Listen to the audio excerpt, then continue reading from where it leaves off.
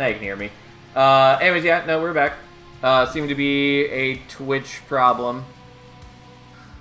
Because again, I don't show any dropped frames on my end. My internet didn't go down at all. So it's just, I don't know. Don't know why Twitch is having a problem. Since that's like the second time that's happened this week.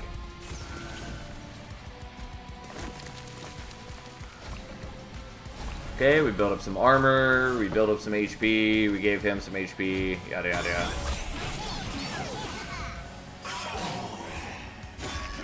And we're back. Yeah. If you didn't see... Did it happen at the same time last night? I don't know if it was the same time. But again, it doesn't seem to have been a problem on my end. I don't show any drop frames, and my internet didn't go down at all. It looks like we just had a disconnection from Twitch for a couple seconds.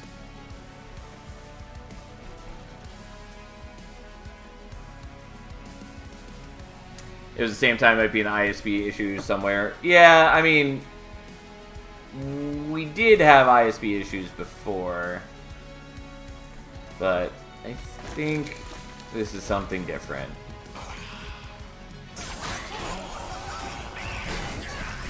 Either way, seems to be good now. Hopefully it's not an ongoing issue.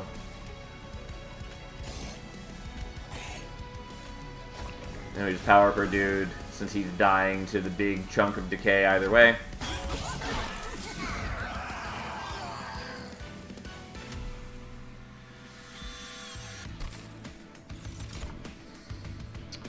Okay.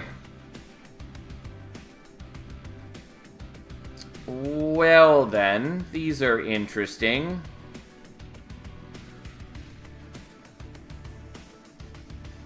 I mean, I kind of want to do Great Decay. But, barring some specific situations, I feel like that's incorrect.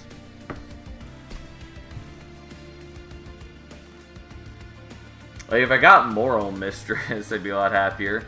Or if I got Chamber of Recall, it would sort of work. Or Unearthed Treasure. I don't know, I just don't think I can justify Great Decay at the moment. Racking Pain, kind of cute. I think we maybe just take Fungi in the suit. I really didn't end up hitting any of the things I was hoping for. Like, I was hoping for Moral Mistress or even Squad Leader. I would have been happy with. I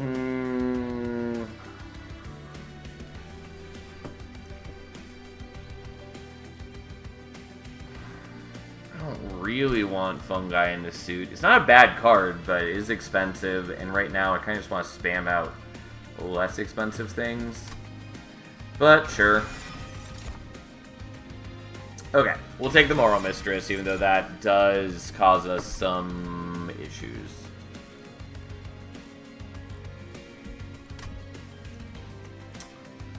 Alright, I'm gonna take Ember. I really do want the draw as well, though.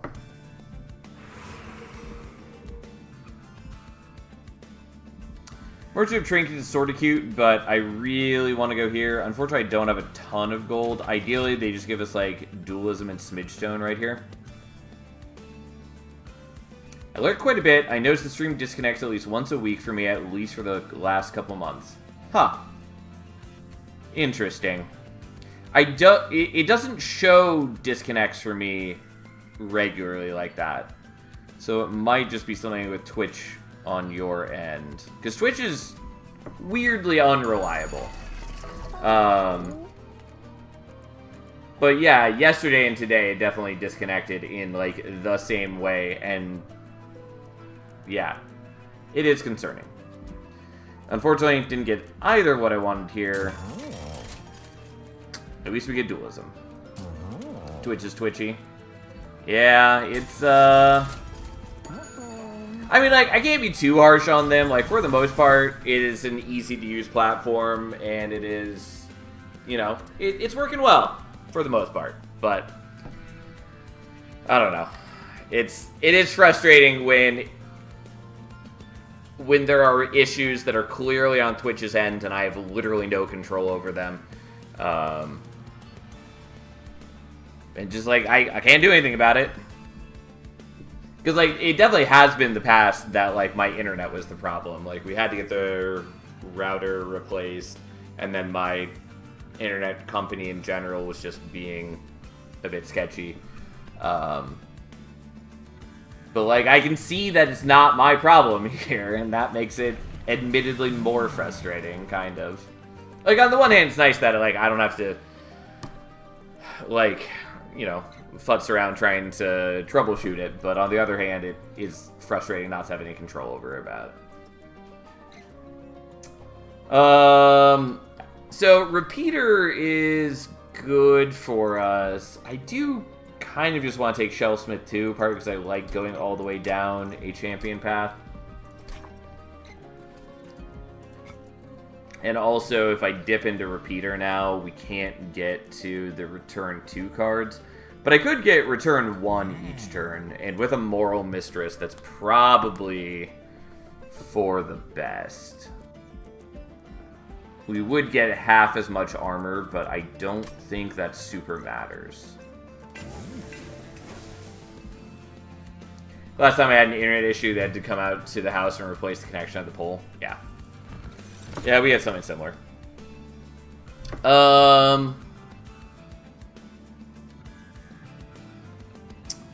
Yeah, ambient charge is probably worth it for us here.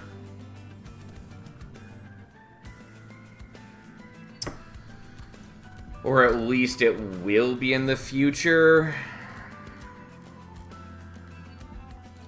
Okay, fine. Not really totally related, but that reminds me of something. So, as a kid at my parents' house, we had an annoying neighbor who was like super possessive of their property. And so there's a tree that was in our yard and had been there for literally decades. And one of the branches was just like a little bit over the fence into their yard. And so they took a chainsaw to it and like cut like directly at the fence line to not let anything be going over their fence. Whatever, weird, petty, fine, whatever. Honestly, don't think they're supposed to do that, but he did anyways. Next time it rained, though, our phone line went out. And once we were able to contact the phone company, they sent someone out to check on it. Turns out he had clipped the phone line with the chainsaw and had opened a small nick in the coating. And so when it rained, water got in and shorted out the line. So that was cool.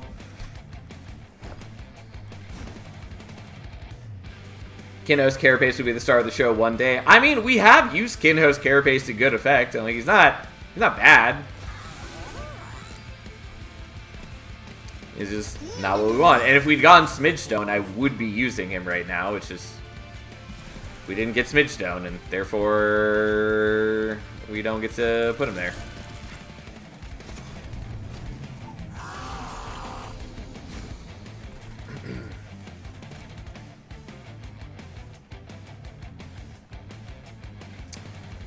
Okay, so you go there. Let's increase your HP.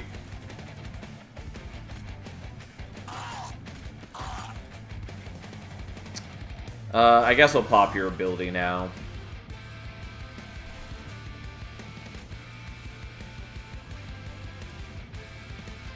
Yeah, I guess I'll wait on that. Oh yeah, I did forget that we have Repeater now. Well, all the better.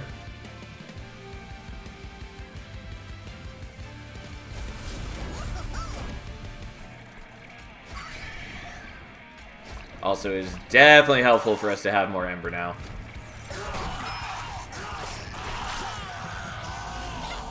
It's a little bit of a shame that we're not using the Prickly Puffball on the same floor, because if we were, then again we could be dumping armor into it and making it survive way better, which would be nice and powerful and fun, but it's just not what we're doing. Okay. I am being somewhat inefficient here. I mean, I could lone coat you. Sure, we'll do that, and then eat the charges. And then I have these cards I can't play out. I really need to remove those from the deck because they don't do anything for me. Overall, though, our deck is fairly decent. Especially since I'm guaranteed able to etch every turn. I'm just going to do this now.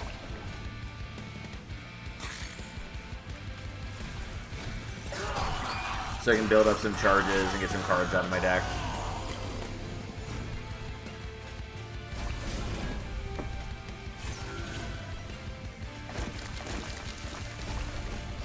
Yes, make my monster grow.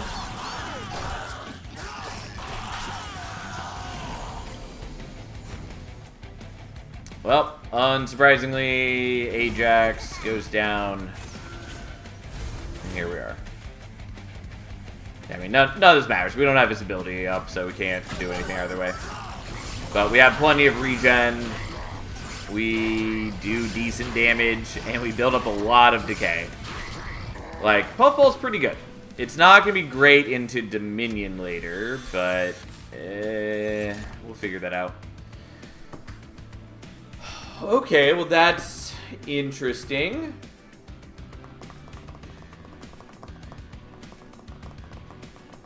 That's almost certainly the correct thing for us to grab.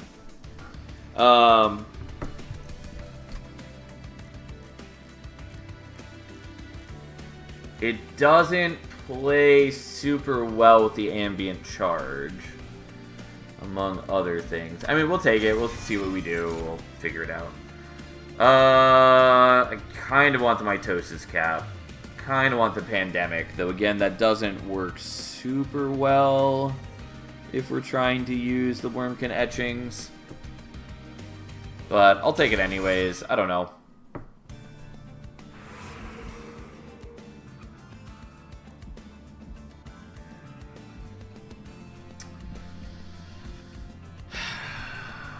Okay. So we kind of want to go to the Merchant of Trinkets for a couple different reasons. On the Under Legion side of things, Ancient Roots is fine for us. Ever-Churning Soil is good. Sap-Suckling Spring is good. Like, a lot of these are good. Even Twin Minds is fine. Twin Minds is actually pretty solid for us since we have the intrinsic spawning pods. Verdant Cycle is good. World Ending Strain is good. Like, many of these are good. On the Wormkin side of these, I'd be happy with Bog Slime. I'd also be okay with Carving Koriska. Echo Seedling, I'd be generally happy with, though it's probably overkill. Like, several of those are okay. And then there's also sort of a world where we can Manifold Mirror to good effect. Although I'd have to see, like, Chamber of Recall to really be happy with it. On the other hand, I can just go to the the Merchant of Arms and look to remove some cards and maybe get Chamber of Recall is really the room that I want. Don't know what I would dupe here. I mean, whatever. Fine, let's just go. We'll see what we get. Yeah, so unfortunately, while the patch notes said that Wing Clippings now works with Edge, it lied. And Wing Clippings does not work with Edge. So we're not going to take that. Also, legitimately, if I'm trying to get things back with Repeater, I don't want them to be preserved from consuming anyways. Versatile Emberstaff is good. I don't know that I really care at this moment. Yeah, that's not a bad set of options. Don't know that I want Carving Koriska, though.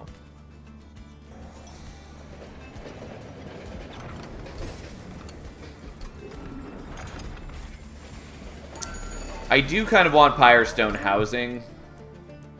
It's just that I don't know that I'm going to have enough gold to really make use of it.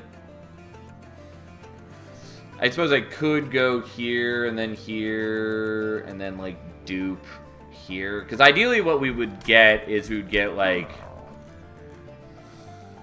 You know, I actually don't think it even matters. Because really all that I want is, like, Smidge Stone so I can fit another Moral Mistress. Carving Korska. I guess we do have this. You know what? I'll take it. It's expensive, but fine. Not totally certain that that's correct, but it's okay. I'm just gonna dupe that, I guess. I'm not totally convinced by that, but I don't want to make another Moral Mistress until I can, like, reasonably play them on the same floor.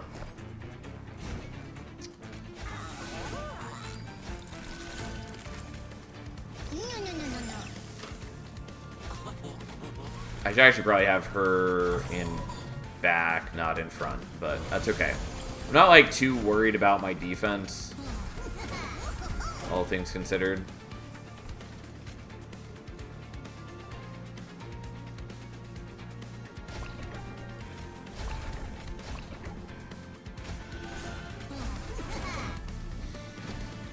Okay.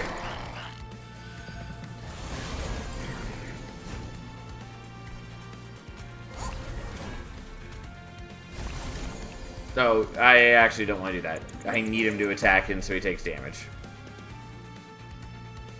Need is perhaps strong, but, you know, I do want him to attack him.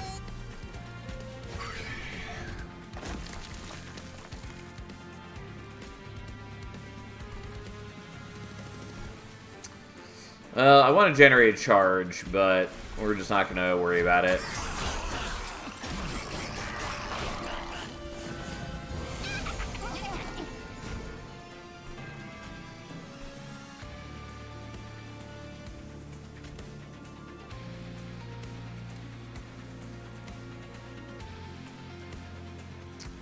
Yeah, I guess we'll just do that there, and I'll do this so I can generate some charges here.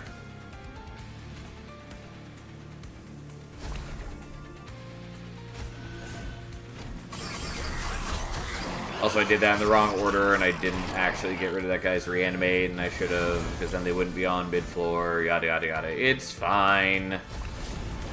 It's all okay. So anyways, I can now pop that, which gives me extra Ember and stuff, which is cute. Fortunately, I have nowhere that I can play out this loser, but whatever.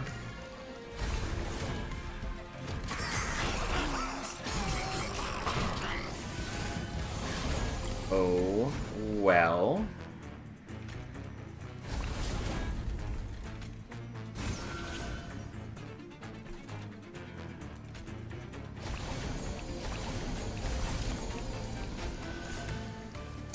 We're still powering up the Kinno's Carapace, even though he doesn't, like, really matter.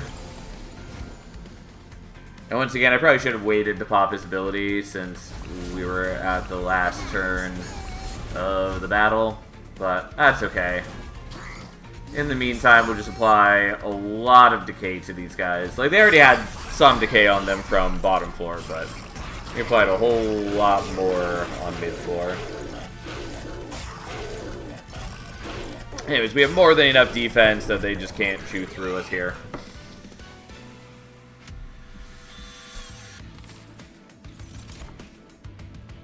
I don't want Soul Siphon. Wormkin Spike is sort of cute. And someday I'll use Force Contamination. It's not even a bad card. It's a little disappointing to me that it's down to Melee Weakness 2 from Melee Weakness 3 in Monster Train 1. But, hey. I don't know that it absolutely needed that nerf, but it's okay. It's still a decent card. Yeah, I don't really need the Wormkin Spike.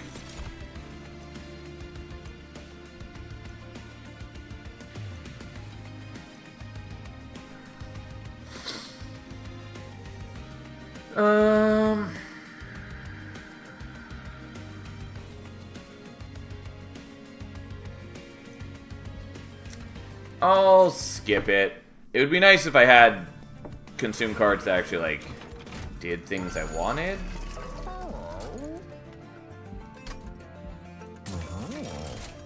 Okay. So here's the Smidge Stone. We could do it on the Kinhost Carapace, but it's so much better on the Moral Mistress for us right now. And so that's what we're doing. Because now we can have Moral Mistress number 2. You thought 1 Moral Mistress was good? It's even better. So I have 6 Deployment Ember. So currently I don't need to get rid of the other Shield Steward. Which is fine. We'll leave it at that for now. And then we're going to absolutely body Strix and Hallow.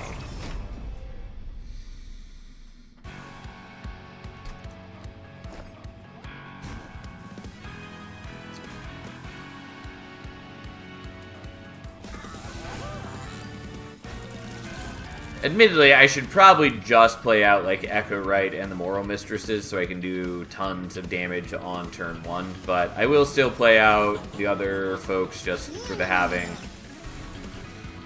I'm not going to play out the Shield Steward.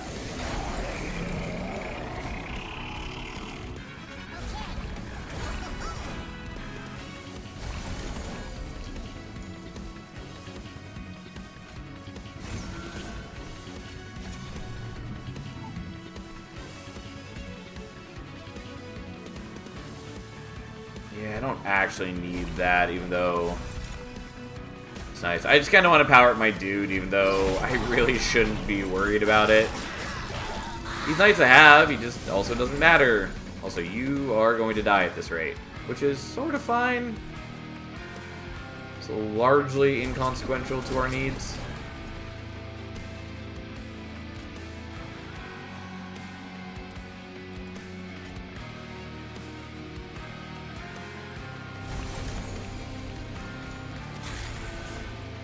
Yeah, there's still not enough to save you. Alright, well, it's a bit of a waste then, but here we are. I see. It's because I wasn't accounting for the extra damage we were doing on mid-floor to power him up before. And that's where why the calculation wasn't making sense to me.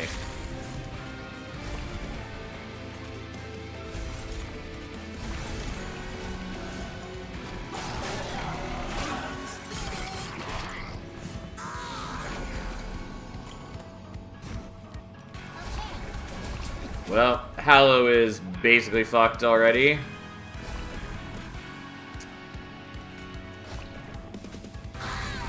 Oh, and Strix is dead too. Yeah, just for the sake of it, we'll get the kill. It doesn't mean that we don't get to keep powering him up, but fine. I didn't realize we were that close to killing them. Unfortunately, because of the way that they are programmed, you can't really get... Oh, okay, maybe you can now. They're weird with how scoring works. I don't really care about the scoring, but... Anyways, whatever. Yeah, I don't really need Deadly Variant, though it's kind of cute. I'm just not applying that much sap currently. That may change soon, but at the moment it's not a lot. I kind of want the Mitosis Cap. But I think we're just going to dupe the Moral Mistress anyways.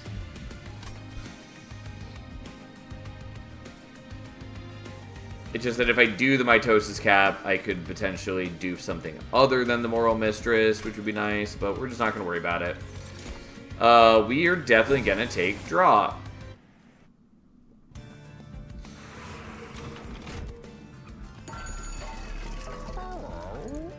Okay.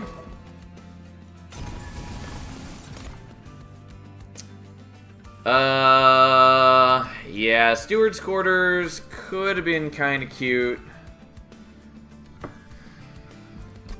Basically only in that if I had taken the Mitosis Cap, I could have duped the Moral Mistress an extra time. But we're not gonna worry about that.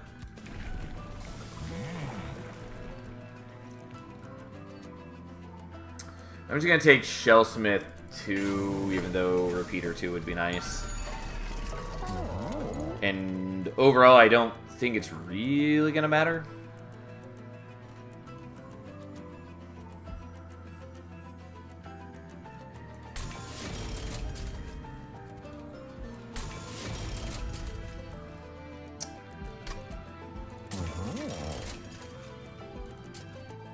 God, I really would love to have Remove, Consume, and Holdover for, like, the Wormkin etchings.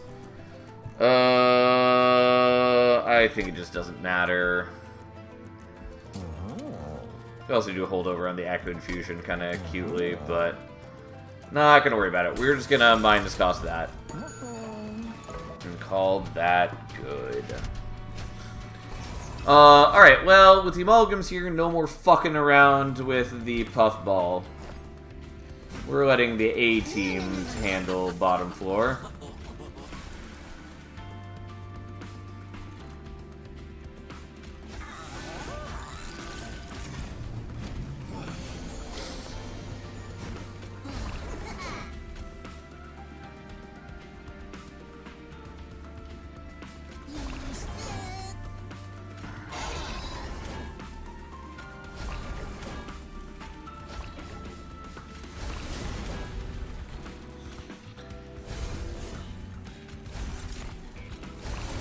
Alright, well, definitely didn't need quite all that.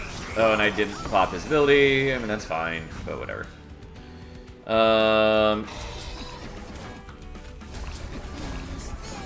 Okay.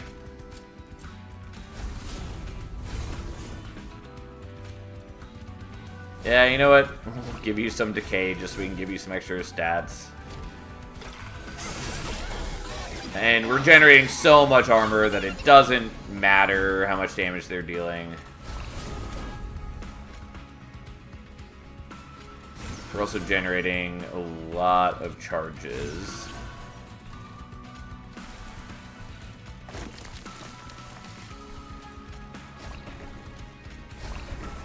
Yeah, not actually killing you, though.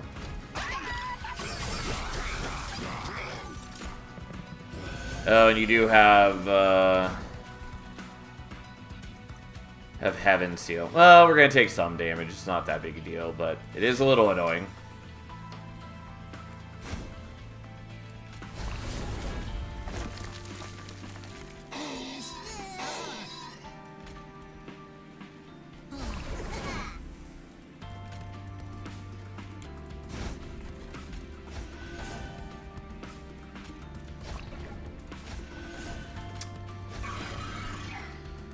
Yeah, unfortunately, we're just not quite killing them. But that's okay. I did kind of blow a lot of my consume cards right at the beginning. And if I'm not getting back the Wormkin etchings, then it doesn't work as well. I mean, it's fine. I'm at full health. I can afford to take a little bit of damage. But because it's only one hit from him, because immediately afterwards, they die from the decay proc as well.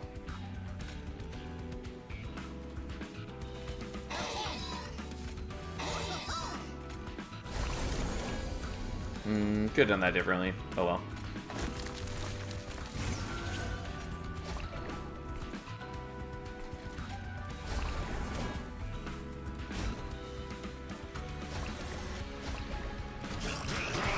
Well. And yes, I did forget to use the Kinhost Carapace's ability. Whoops.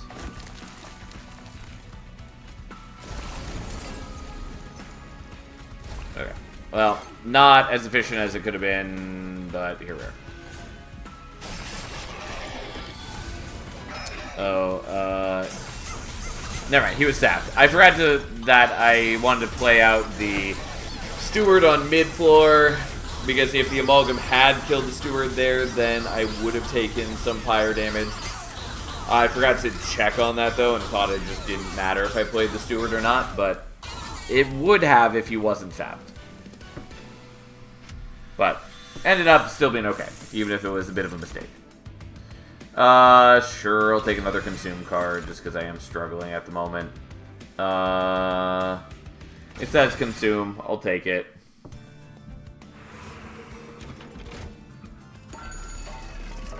Yeah, we're definitely going to be using Chamber of Recall. Hall of Mirror is also cool, but just not wildly important.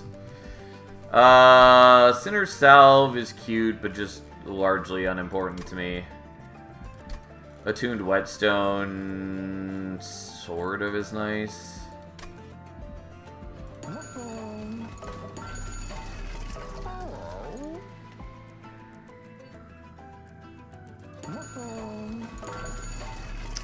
I think it doesn't really matter to me, and it's better for me just do removals. Okay.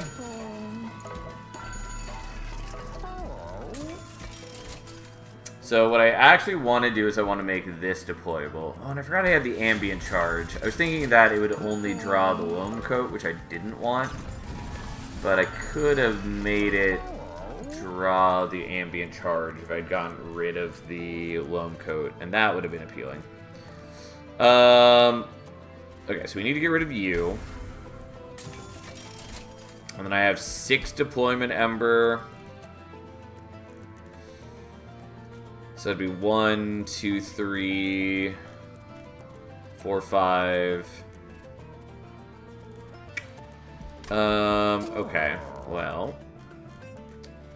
Not gonna have enough deployment ember, and that's fine.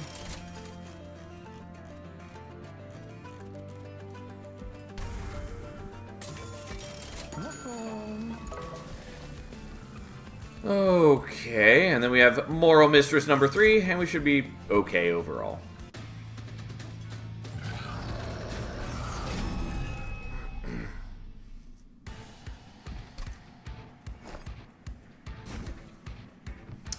Okay, so Echo Right, friend 1, 2, 3. We get this one for free. It's a room that it doesn't matter where we play it because for whatever reason somebody decided that was okay. Let me play this here, though it would be nice to have you... It would be nice to have him spawning on bottom floor since I have just so much power right off the bat here. But...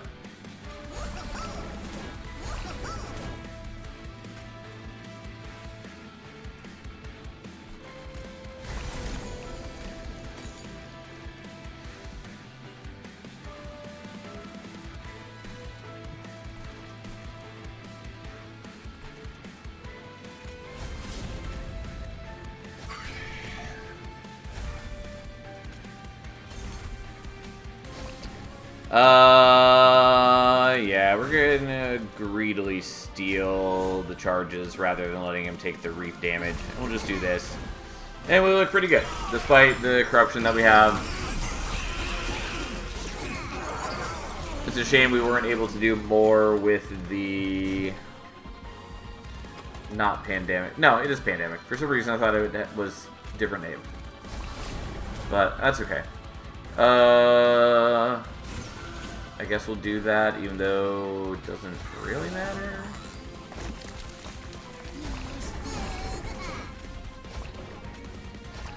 It would have been nice if we could have done remove, consume, and holdover on that, but we didn't, and that's fine. We're bare minimum getting back to consume cards a turn now, so even if I do run through most of my power, it's not too bad for me. Also now with the ambient charge, I can do a lot more.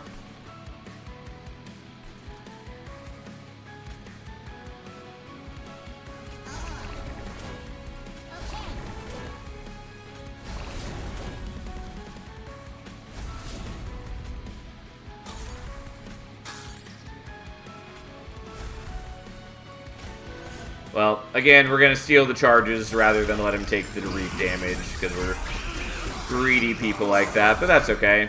The fungi are getting way too much corruption, but again, on the whole, that's actually not too bad for us.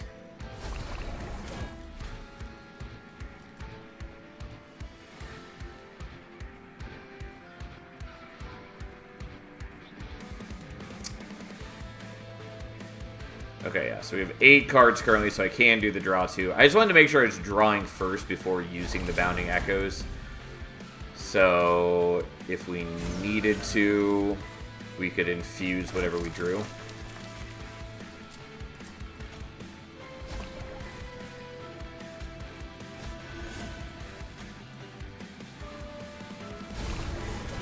Yeah, I didn't really need that.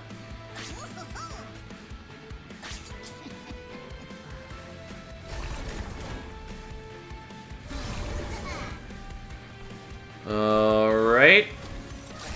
Well, we are picking up some corruption, but that's fine. We're doing alright.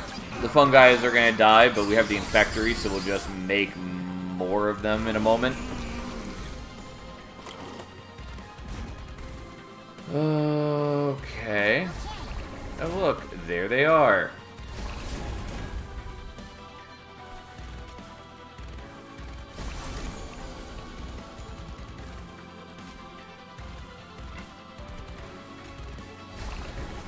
Yeah, it would be nice if I could have more ember than I do, but whatever.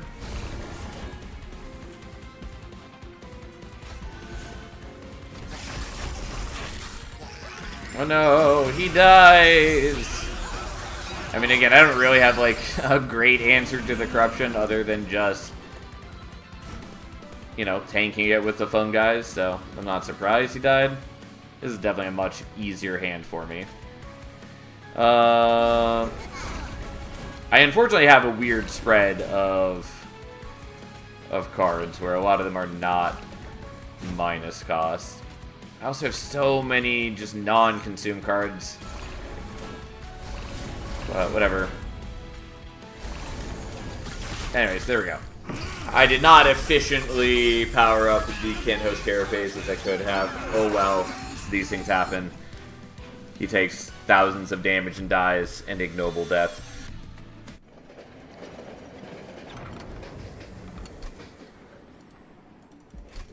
Okay.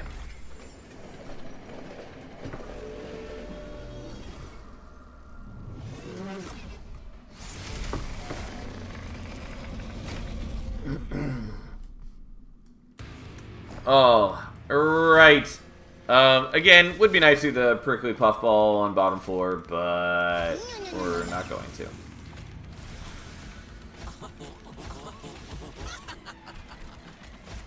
I think we're just doing the Kinko's Carapace, especially because he's harder to play out later. Since he costs 2 instead of 1.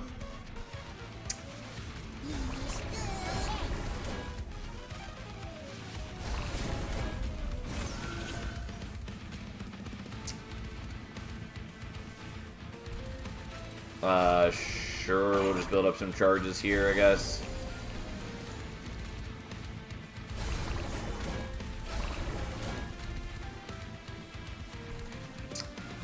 Sure, we'll give you some sap and a little bit of decay, I guess. Even though we're missing out on etching here, which is a little sad. But, you know, we're doing a lot already.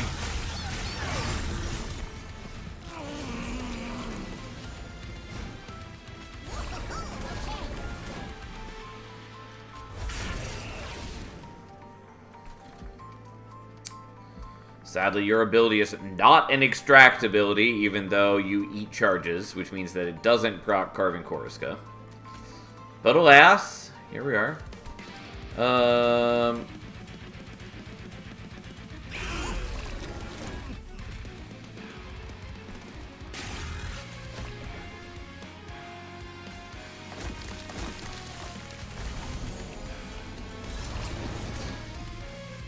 Alright, so I'm not going to eat the charges on mid-floor because they have some reap on them, and this way they take extra damage. And frankly, it doesn't matter if we're powering him up anymore, so why bother?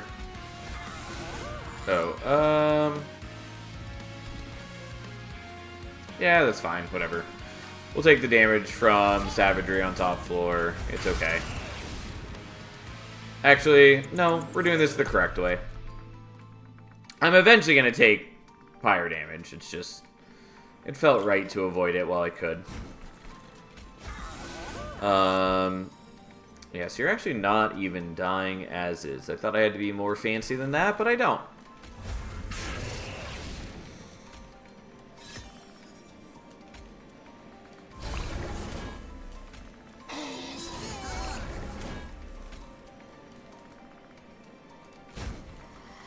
Unhelpful.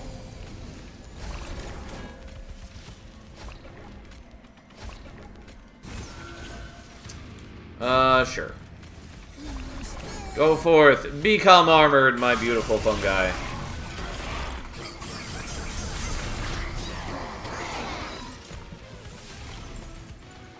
Alright, I was hoping we'd get the pandemic. Because we can now increase your sap again.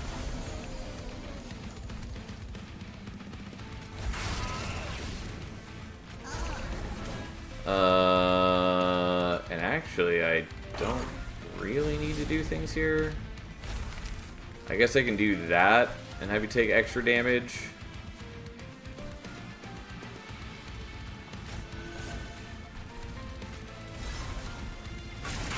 They just need to kill Dominion now.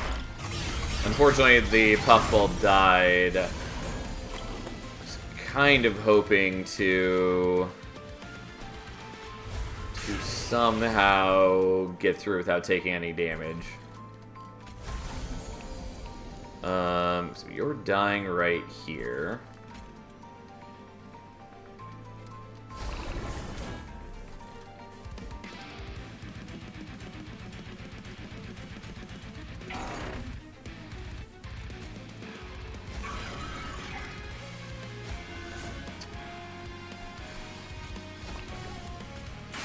Yeah, I can't play the Wormkin Etchings this way, although I can get Ember back. Yeah, it doesn't really tons help, but here we are.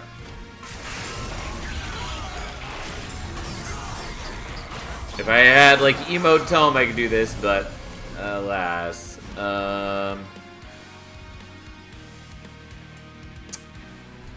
It's just not quite... Oh, maybe. Never mind. We're good. I didn't think I was going to be quite in range of killing, but you are actually taking a fair bit of damage from the Reap, and I can make that even more. Yeah, like, you're taking 270 damage from the Reap on its own, because Reap does a lot of damage. It is a little deceptive how quickly Reap can build up damage.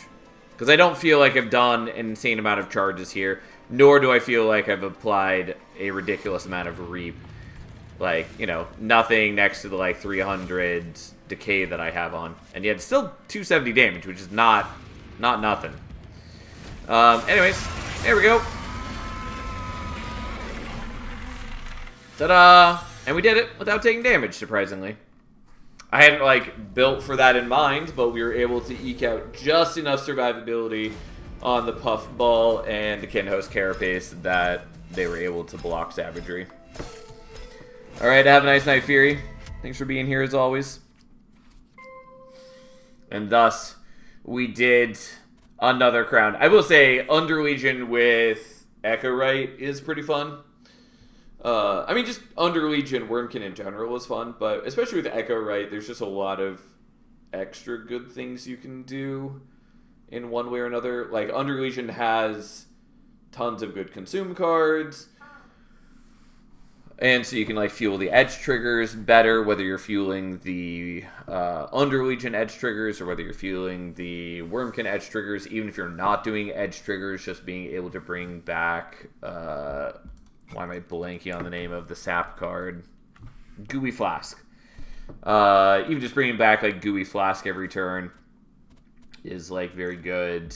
Or, you know, fueling things with spawning pods, yada yada. Like, there's just a lot of good things you can do. Especially combining, like, Shellsmith and, like, Gooey Flask. You're generating so much survivability. Obviously, you need more than just survivability to win, but it certainly helps. And it lets you focus on other things, so that's always nice.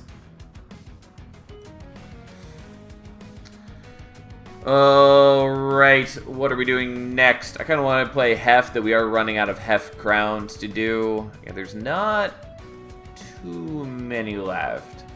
Looks like it's just 3, I think. Maybe we do Herzl, maybe we do one of the other champions.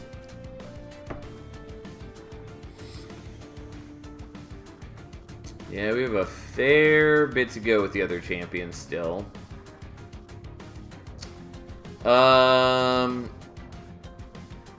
Maybe we do... Could do, like, Eka Railforged.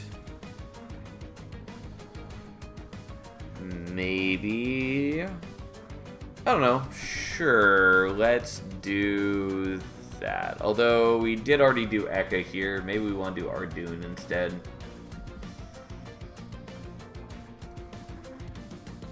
I'm just trying to spread it around a little bit so we get some representation of the champions as we go forward instead of just, you know, doing a lot of the same stuff at the end. Alright. Fine. We'll do Ardoon and Railforge.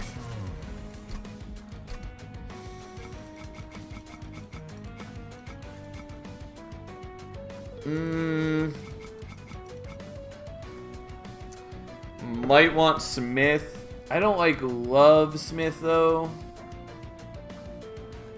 But I'm not confident I really need salvage either. I think Smith is fine. I guess we'll run it. Again, really wish that you could pick a clan and leave the champion or, you know, allied starter card to random. But you cannot. Weldling is not bad, especially when I started with Smith. Celestial Storm is good. Heart of the Pact is whatever. Astrologer's fine. I'm not taking Capricious Reflection. I will happily take Golden Idol.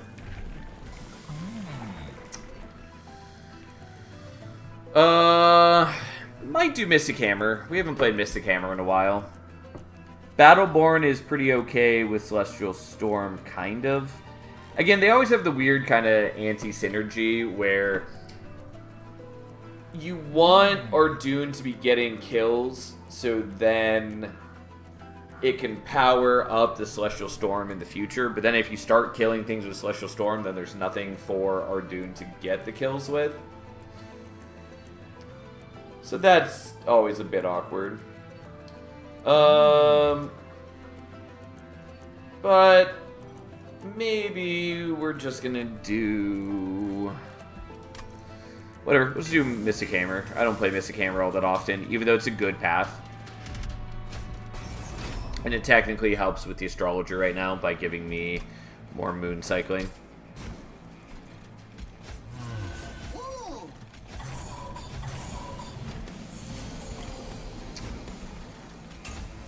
Okay.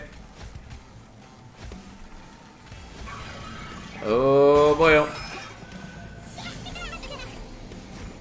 Well, I didn't really want to have to cast the Celestial Storm right now, but that is how we get the Collector, so there we go. Unfortunately, I did want a Weldling.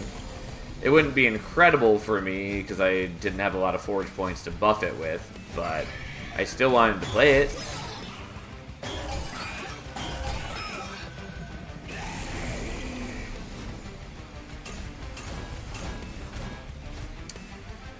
So that's cooldown 3. We'll leave the ability unused so that we can for sure be in the right phase going into Uriel.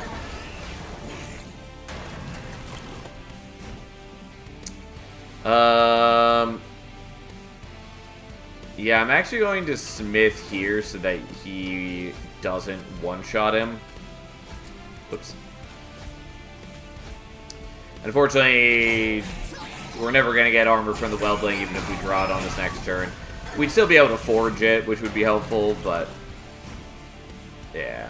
I mean, either way, we're okay.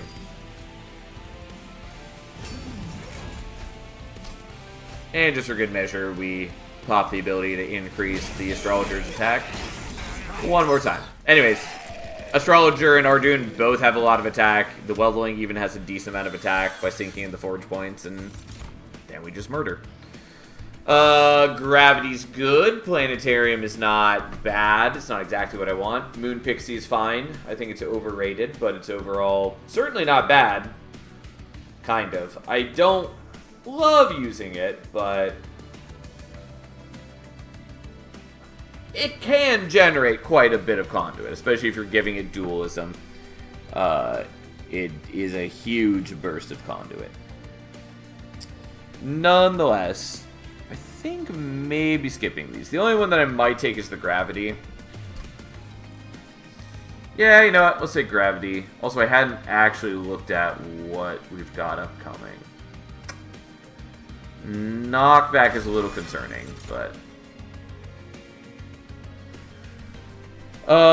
Disassemble... I do like the card. I just don't know that we need it.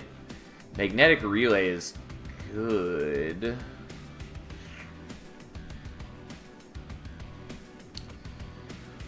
Again, not sure I really want it, though. We certainly don't need another Weldling.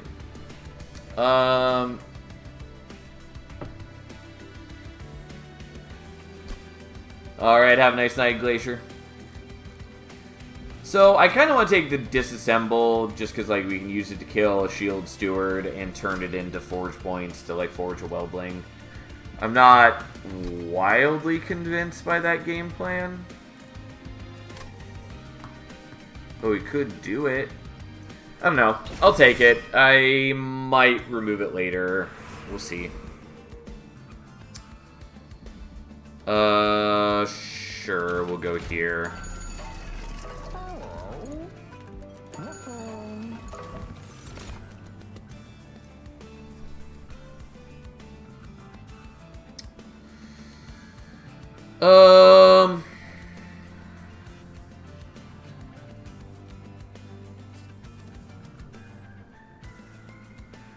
I might take the Nightingale. The thing is, I really would like to see... I'm blank on its name. Eclipse Chamber. In which case, if I see Eclipse Chamber, we really want Nightingale. If I don't see Eclipse Chamber, then the Astrologer is dramatically better for me right here. I see the return to hand card. My only thought is Imps. I mean, that's one of the use cases for it, for sure. It's not even a bad use case for it, since it allows you, especially if you like dupe the Magnetic Relay, allows you to play out the same Imp multiple times. Don't even have to get Endless on the Imp, which is nice. Also, with like a Fledgling Imp, it allows you to... It means we'll also be around to participate in combat. Or if you do have Endless on the Imp, you can also... I mean, it's good, for sure. Magnetic Relay works great with Imps. It works great with a variety of other things. It's a just versatile card. Even with it no longer being able to affect champions.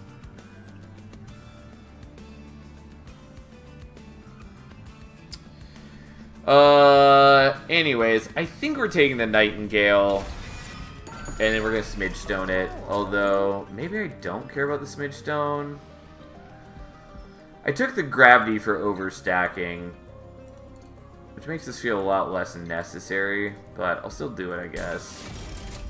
And I'm just going to give you HP, because I am worried about dying just very quickly. Would love to have done other things, but that's fine.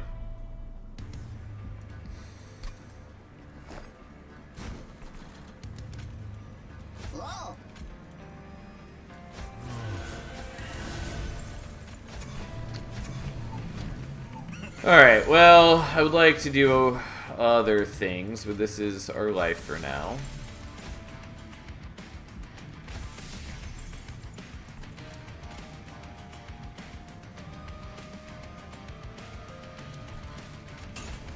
Okay, I played that partly so that we could activate Heart of the Pact, because ideally what I'd like to do is get the gravity and, like, a Weldling. Well...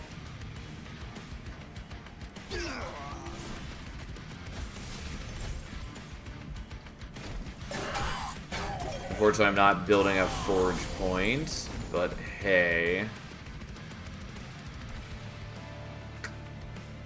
We have the gravity coming next turn, so I could just disassemble now. I also would love to get rid of the Calcified Ember.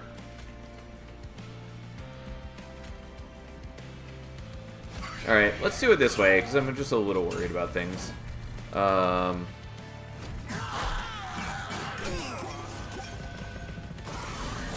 like, Ardoon is taking a lot of damage like this. Oh, whoops. Wrong way. Forgot that I can't change the phase until after I use the gravity. And I can't play with the Smith because I need enough Ember to do all this. So, you can play it out. You're fairly exciting. We do that. And then I guess I just leave you in this phase and don't pop the ability.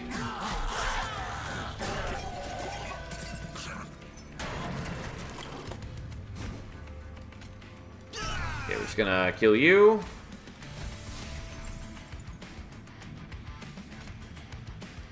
Yeah, we're still killing this guy no matter what, because even with our Dune having lower attack and him not having multi-strike, our Astrologer is sitting on 70 attack, so.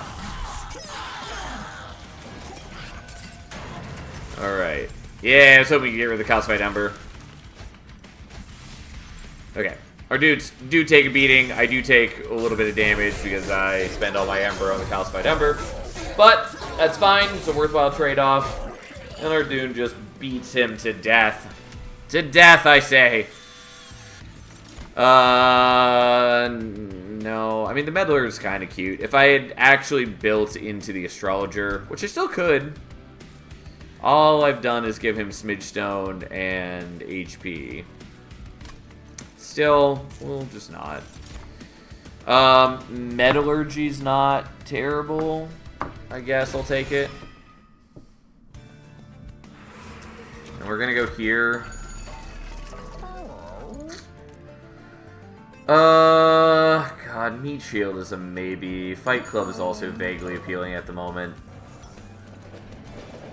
I was kind of hoping for Unstable Shard. What are the Railforged rare cards? I don't want Fused Weaponry. It's generally just clunky.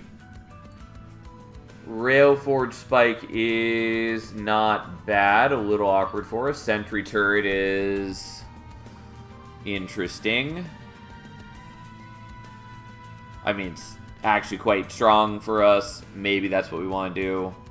Even if I kind of don't want to take it. It should still be a rare banner unit. It's not. Whatever. Anvil Breaker, I don't really want to use. Foundry Line is okay. Pyre Shot's okay. Assembling Room is, of course, a little busted.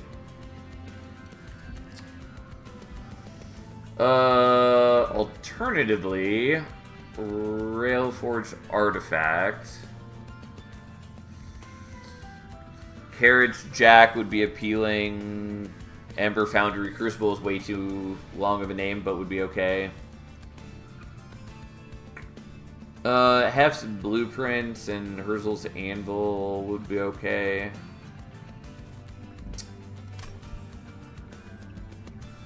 Okay, you know what?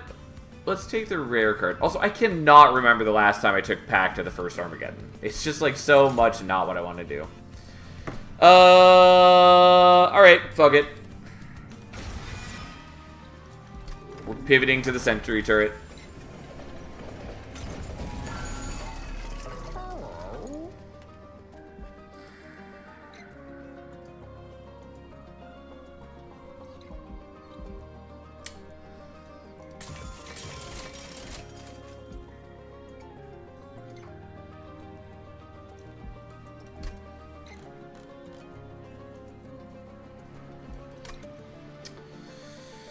I kind of want the glass cannon, but I don't think that's what we're doing. I will do this for now, even though it's expensive, yada yada yada. Here we are.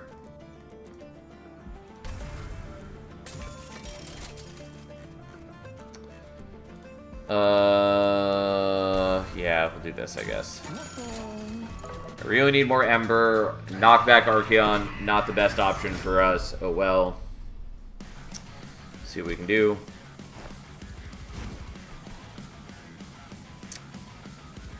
I don't remember what your base attack is.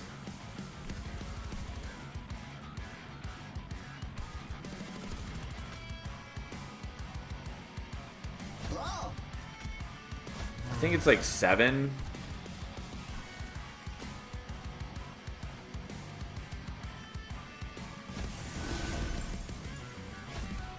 Okay, we'll do it like that. I would like to do other things that we haven't done.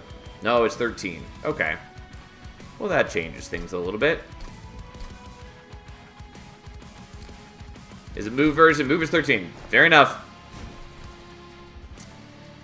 I thought it was 13 at first, and then I talked myself into it being different. But, yeah. Because I think it's Siphon is 7. I know that Pyre Hunter is 9, but he is multi-strike, so it's 18, actually. And then apparently knockback's 13, so here we are.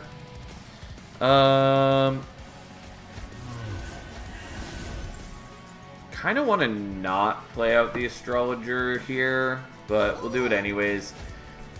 Unfortunately, it's whatever.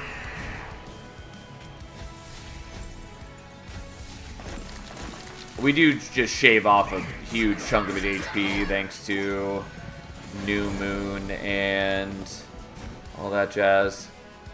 Yeah.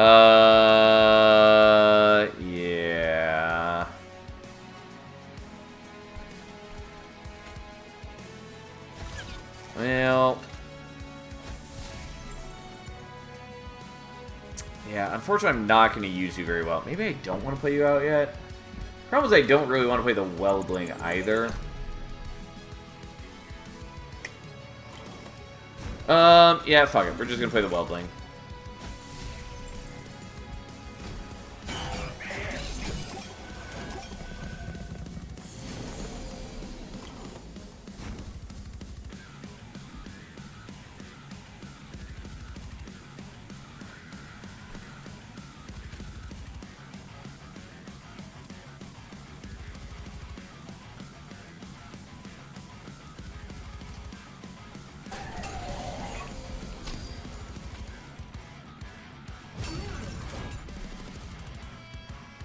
Okay, I do think I want the phase to stay like this. Jachama can't play out the Smiths. Oh well, here we are. Really need gravity. That's not gravity.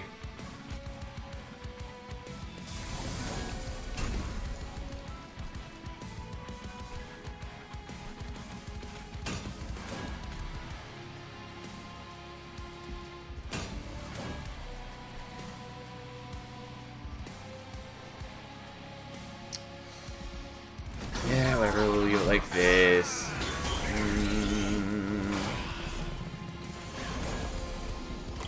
Yeah, you're going to die, which is sort of okay, sort of not.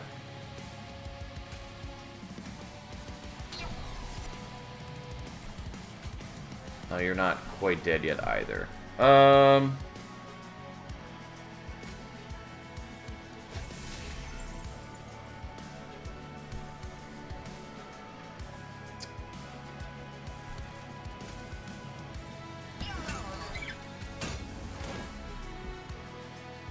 Yeah, alright, fine.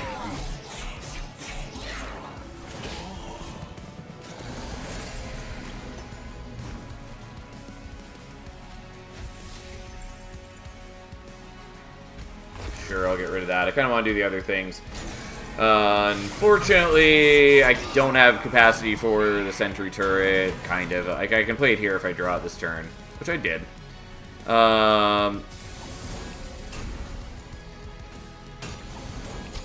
And there we go.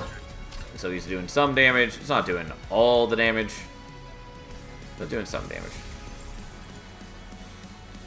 And then we're not quite killing here, which is fine.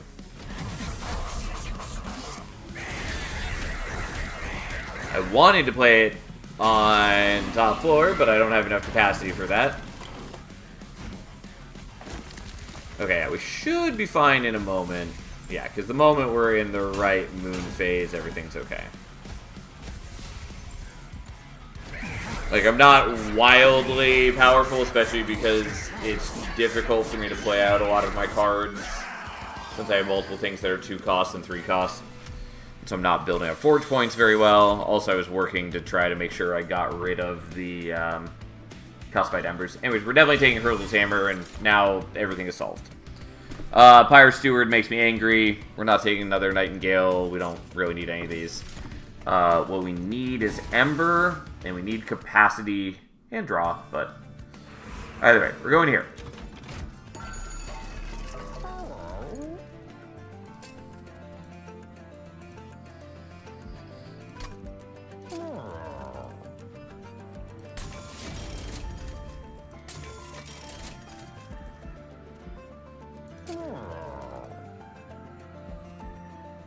Well, I want Smidge Stone with you.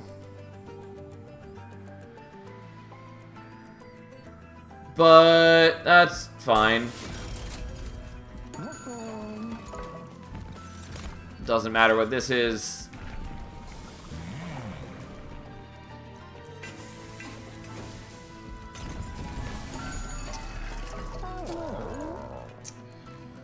Okay.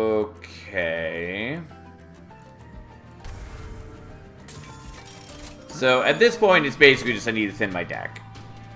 That's the major thing that we need to do. And we are going to sort of abandon some things. Well, I mean, I could use the Nightingale, maybe. Yeah, it's not bad for me. I guess we do use you still. The main thing is just we're not going to be using the Astrologer. Alright, we're gonna do that. Although I should have done that differently. Yeah, it's fine. It's fine.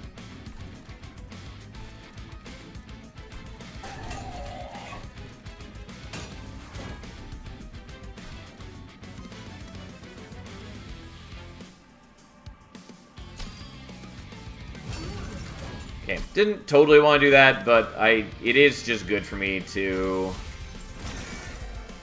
get the Weldling powered up.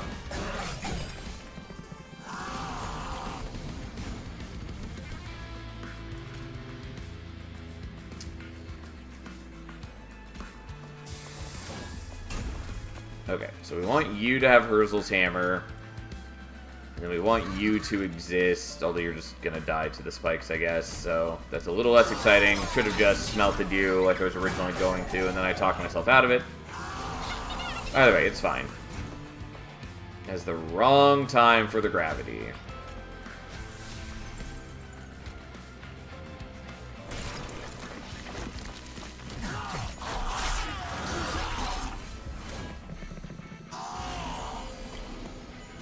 Oh look, it's a sentry turret. Who would have guessed?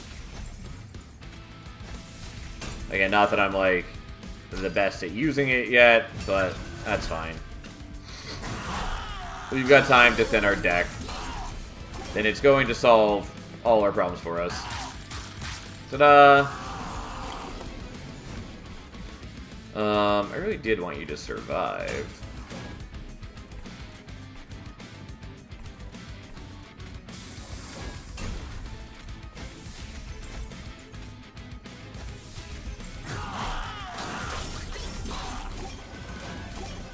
Oh, there they go. It's a little weird to me that it starts shooting before you can actually, like, see what's going on. But that's fine. Unfortunately, I am actually killing things before the Nightingale gets to attack, which is an issue. But fine.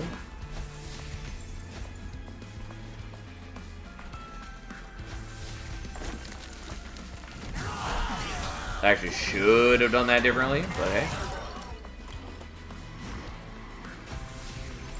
Yeah, unsurprisingly, the moment we hit New Moon, everything's fine, because now the Nightingale attacks 3 times. Also, our Dune just does a lot more damage.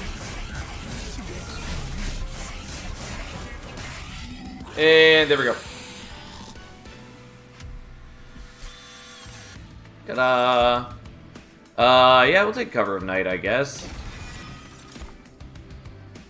Trap shoot, I kind of want. Geared Gauntlet is interesting with sentry turret. Works in a bizarre way. I'm not going to take it.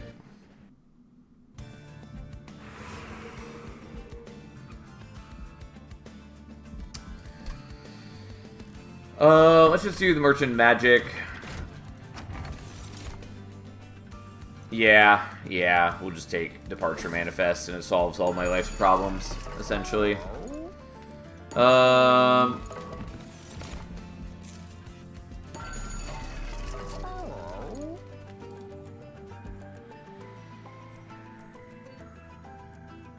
I don't really need the gravity now, in that I don't really need the weldlings. I'll still do it, I guess.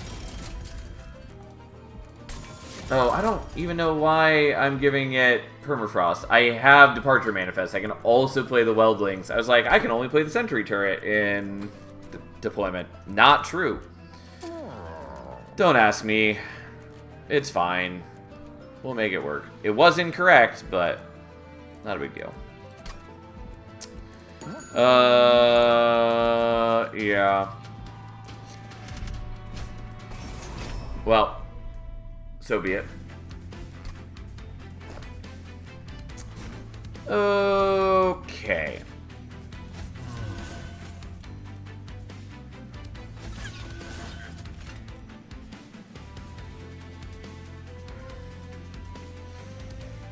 Yeah, I guess we'll still play you here. We do that, and then... Yeah, you don't have any HP, so I can't actually hit you with the gravity yet.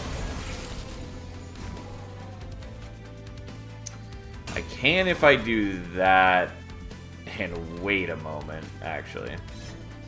Whatever. Anyways, we're essentially solved. We just need to wait for him to give himself some armor. Feels dumb. I just need to give him HP and everything will be okay.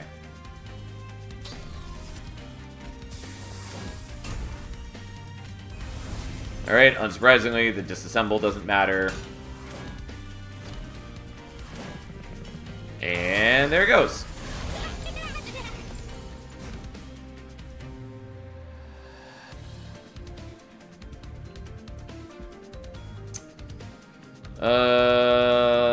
Sadly not getting you. Which is sad.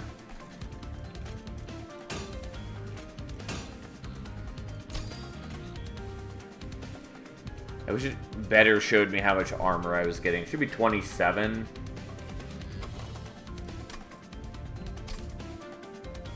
Okay, the turret did not shoot the money, dude. Yeah, it's not supposed to. Because it was created on that floor. It didn't move to that floor. It's the same reason it doesn't hit on bottom floor when enemies first enter the train. Which is fine. It's strong enough as is. It shouldn't do that as well.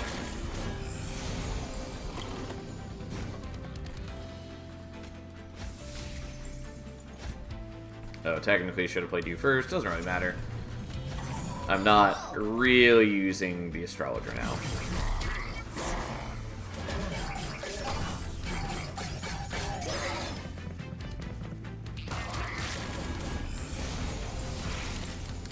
I wish it processed the movement and the shooting a little differently so it didn't move the camera as much, but whatever.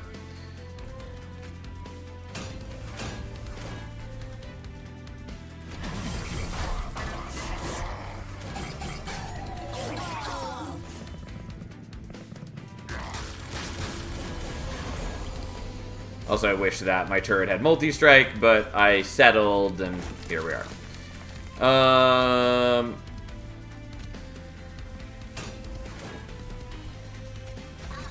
Whoops. Let's do this the correct way. Could be worse. Could be the Heavenfall camera movement. God, I hate the Heavenfall camera movement. Heavenfall camera movement drives me crazy. It just should not be that way.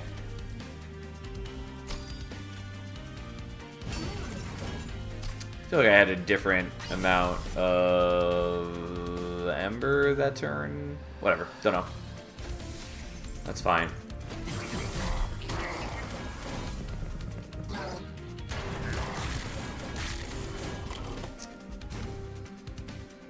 Alright.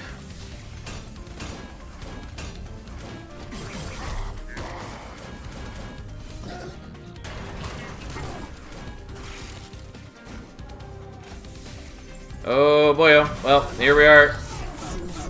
Like, my deck isn't crazy powerful yet, especially because I'm not really doing a good job of enhancing the sentry turret, but it's doing still decent work for us in that we're killing a lot of enemies before they can move.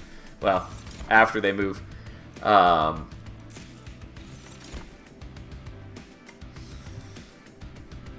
we're getting extra stats on the whole floor every time we do it. Armament Drive is not bad, but I think I'll just skip, even though it is a good card.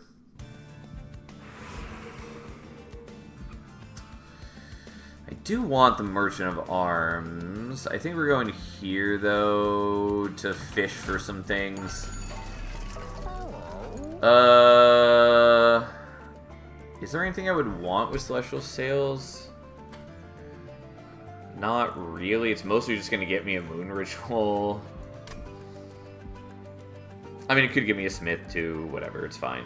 I guess I'll take that. Do I care about lost luggage? Kind of.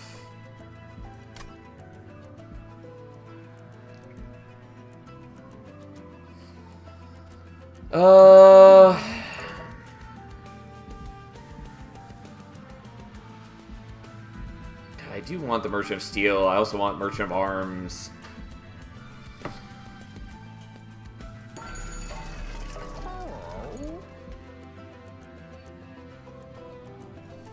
I guess I'll just hold on to the gold, even though I am going to end up with a lot of extra gold. So, let's remove you. Let's remove you, I guess. I don't know. I'm being a little greedy. It's okay. We'll be fine. I'm not actually that well suited to this encounter, but we'll see what we can do.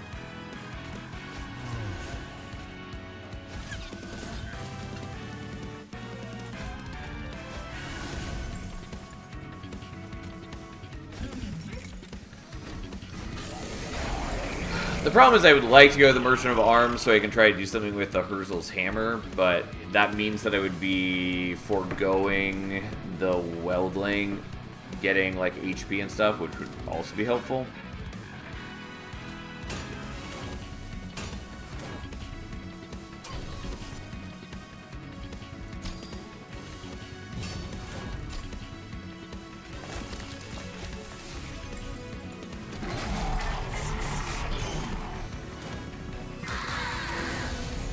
See what we can do. See what we can do. Also, unsurprisingly, the disassemble has ended up not being wildly helpful. Unfortunately, the Weldling is super gonna die if I try to play it there, so we're not gonna do that.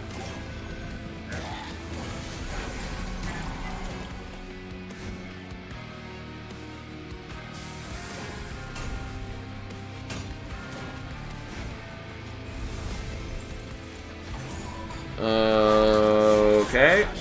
Yeah, we are making Hallow fairly scary, and I don't have good defense. Like, we are getting better, but it's not good.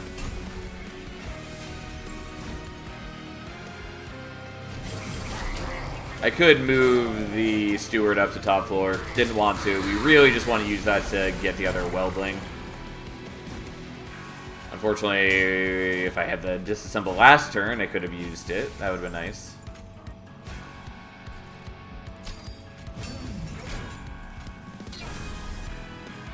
But here we are. Sure, we'll do that so we're a little bit stronger when attacking the Hallow, because the more HP we take off right now, the better it's going to be. I would also like to have the Herzl's Hammer on the Nightingale, since he attacks 3 times, but on the whole, we're getting just a lot more use out of the sentry turret, especially the further we go into the run.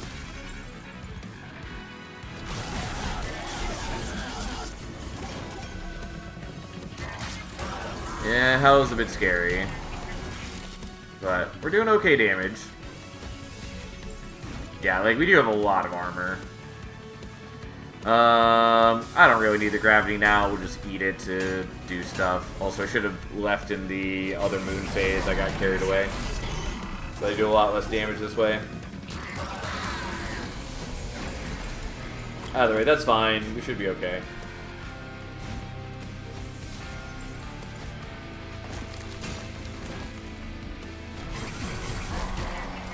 Yes, go, my beautiful sentry turret.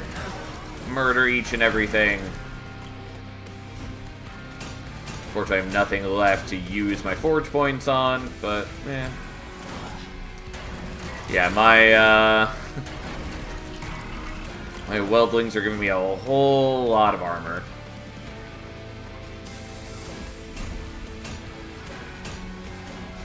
I thought this was going to be worse than it was, but no. Again, this is why we are pairing the weldlings with the Herzl's hammer, is so that we can be getting their ever-increasing attack built up. Which means that then they're giving me more and more and more defense as well. Turns out, weldling is pretty good. I'm not gonna take the assembly room. Not gonna take the foundry line, though I do like it. I'm gonna take heaven to light, I guess.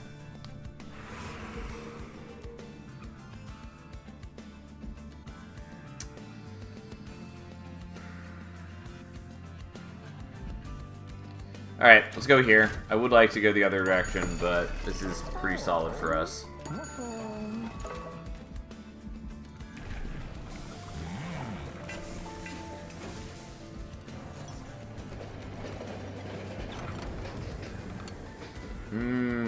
Okay, well that makes my life easier.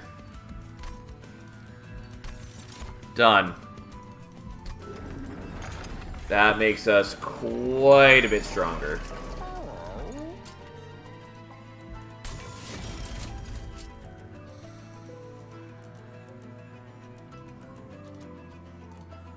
I just want to give you attack. I kind of want to fish for multi-strike for the weldling.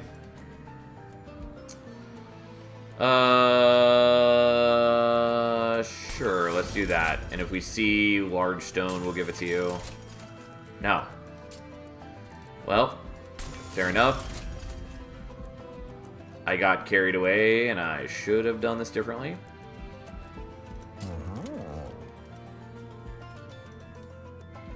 You don't need burst. Who really wants burst in their life? Yeah, I got carried away. That's fine. Should have done this differently. Would have been nice to see large stone, though. Oh, yeah, I realized what I did wrong here. Well, I meant to give the multi-strike to the HP one. I knew this looked wrong. Don't mind me. Just running on autopilot. It's one of those days. I'm going to leave the disassemble in just to master it, even if it's not actually helpful. And I guess I'll just save the gold right now. Ooh, I heal 1 HP, so helpful. The minus energy is a little annoying, but we'll make do. I am annoyed that I put the upgrade on the wrong one, but whatever.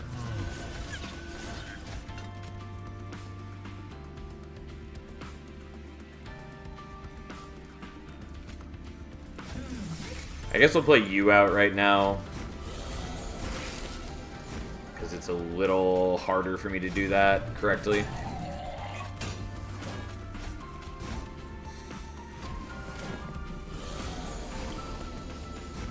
Since I, you know, kind of messed up his HP and all that. But that's fine. Alright, look at us go. And weirdly, even though he's silenced, we actually still get the triggers from the Herzl's hammer. Because he's not actually silenced yet, because he fires before the enemies can do anything, which is...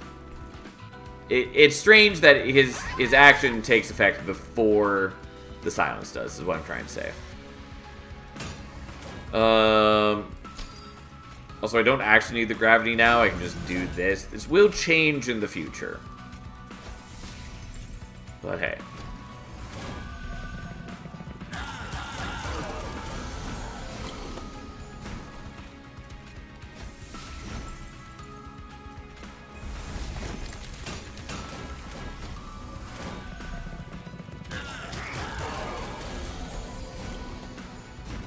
Okay.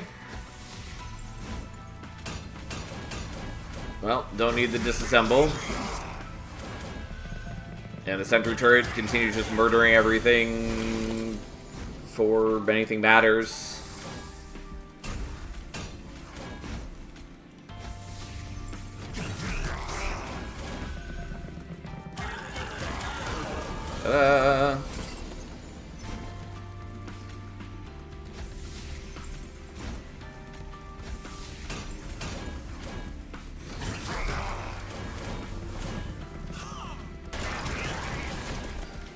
Yeah, it turns out having Herzl's Hammer on a dude who gets just a bunch of free attacks is, it's pretty good.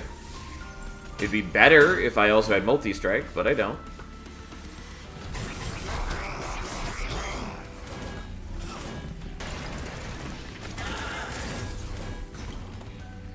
Well, don't mind me, and there we go.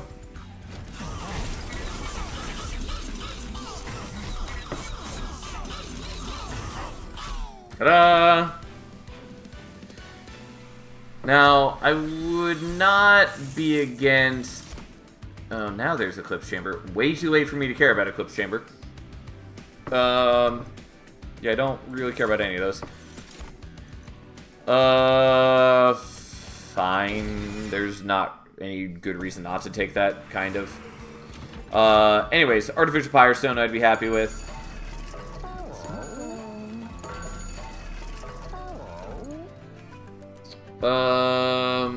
Technically, that's vaguely helpful. We don't have healing spells. We don't have spell weakness.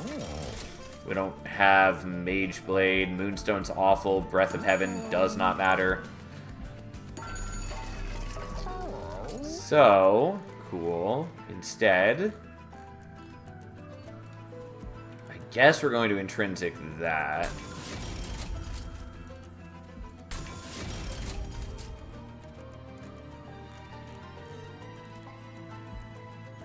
I don't really need that. I should probably just be doing removals. I was really hoping that we were going to get...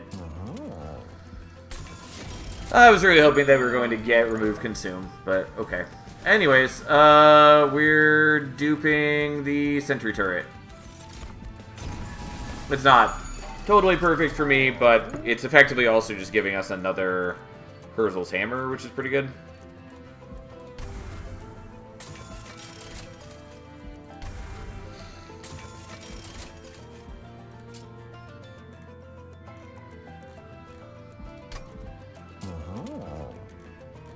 I guess I'll take this because I can afford it. The amount that I care is so very low. This app is annoying, but we should be fine.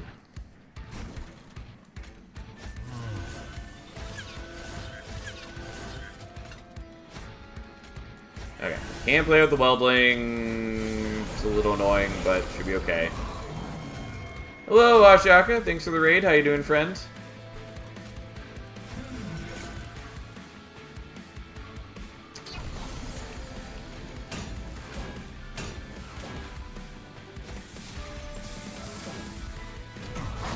Alright, and we start powering them up, and we start getting some armor as well. Unfortunately, this means I can't get the other Wellbling out easily, but that's okay. Which is to say, I have to wait to play him until I have the gravity, essentially.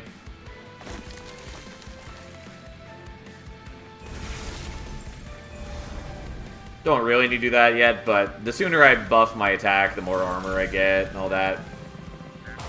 Unfortunately, my second sentry turret isn't doing nearly as much as my first sentry turret because I'm just killing the enemies before the second one attacks. I'm good. Unlocked all souls and soul saviors to starting Tangle difficulty runs tomorrow. Fair enough. I still have not unlocked all of the souls. I just jumped straight into Tangle, basically. But I haven't done any of Overgrowth yet.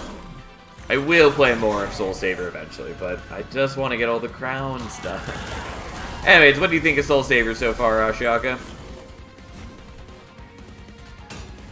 It'd be really nice if my deck weren't being filled with Curses of Entropy.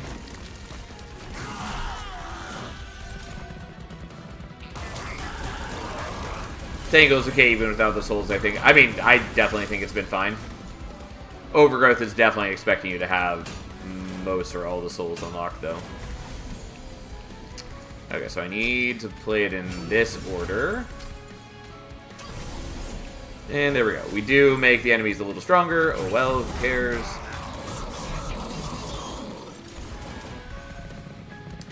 I attempted a few Tangles early on, but my souls were so mad I was dying the first few fights. Yeah, I was just doing random. And yeah, sometimes you have a bad start, but for the most part, Tangles felt pretty okay. Okay, come on, Cat.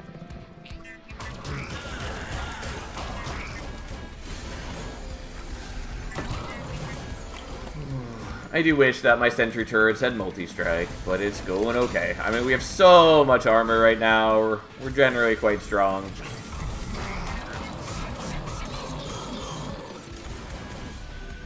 And again, it doesn't matter. We kill every enemy before they can attack, basically. And we never have to deal with silence, because the silence doesn't kick in until after we've already killed them. Same with the sap from the boss.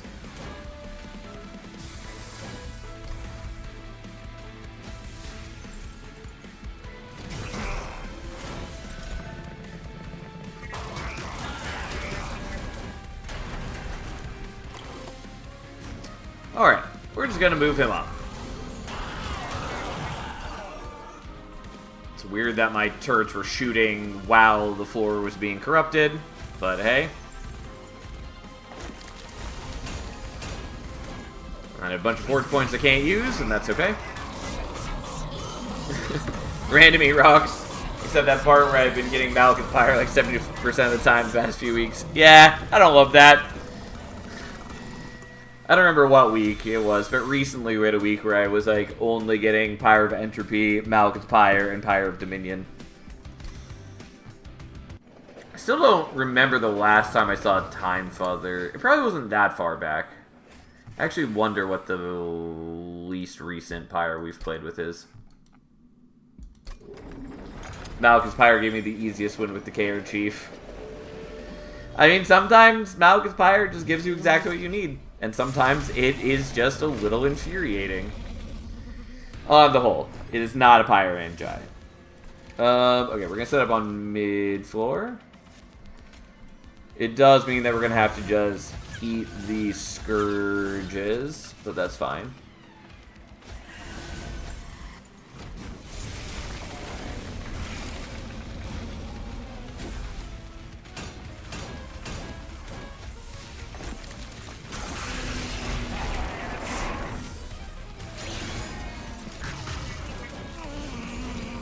I got 2 spell-chained, infused, zero-cost spells, and then I got small box. Yeah, that'll do it. Small box is so good. Right, so we're gonna do it like this. Disassemble you, and actually get to use disassemble for once. And I have just enough Ember that can play out all the rest, so we play you out. And then make you part of the team, and then we'll shift so we do a lot more damage.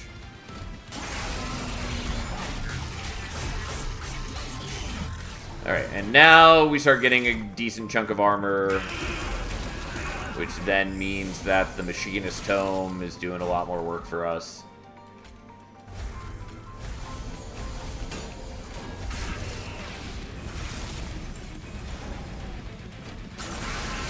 When you've got good stuff to put in it, more often than not, I do not see it when there's anything crazy to put in, only mediocre to bad. I don't think you even need that much good stuff to put in the box, though. People act like you need to have fully optimized spells to utilize small box well. There are plenty of times where I put in just unupgraded stuff, and that's more than enough to do some strong work for me.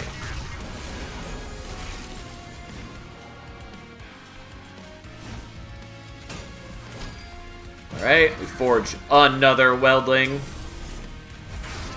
And then we just gun him down. But, like, yeah, obviously it's better if you can put in, like, fully upgraded stuff. But even without fully upgraded stuff, you know, you can treat it as, like, a draw 3 spell that you can also spell chain, and you know exactly what you're going to draw into. Like, that's not bad. You can also remove consume on it and just start flooding your deck with more copies of whatever's in there. Oh, look, he survived because he had so much reanimate.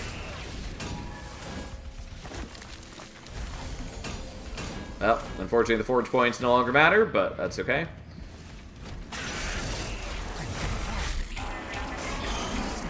And then we just kind of auto-turret our way to victory.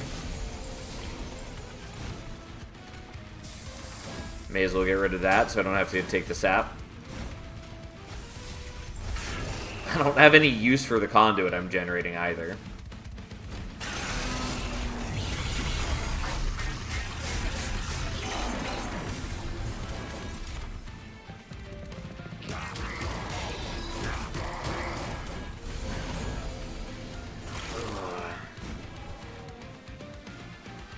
Okay, so let's destroy that.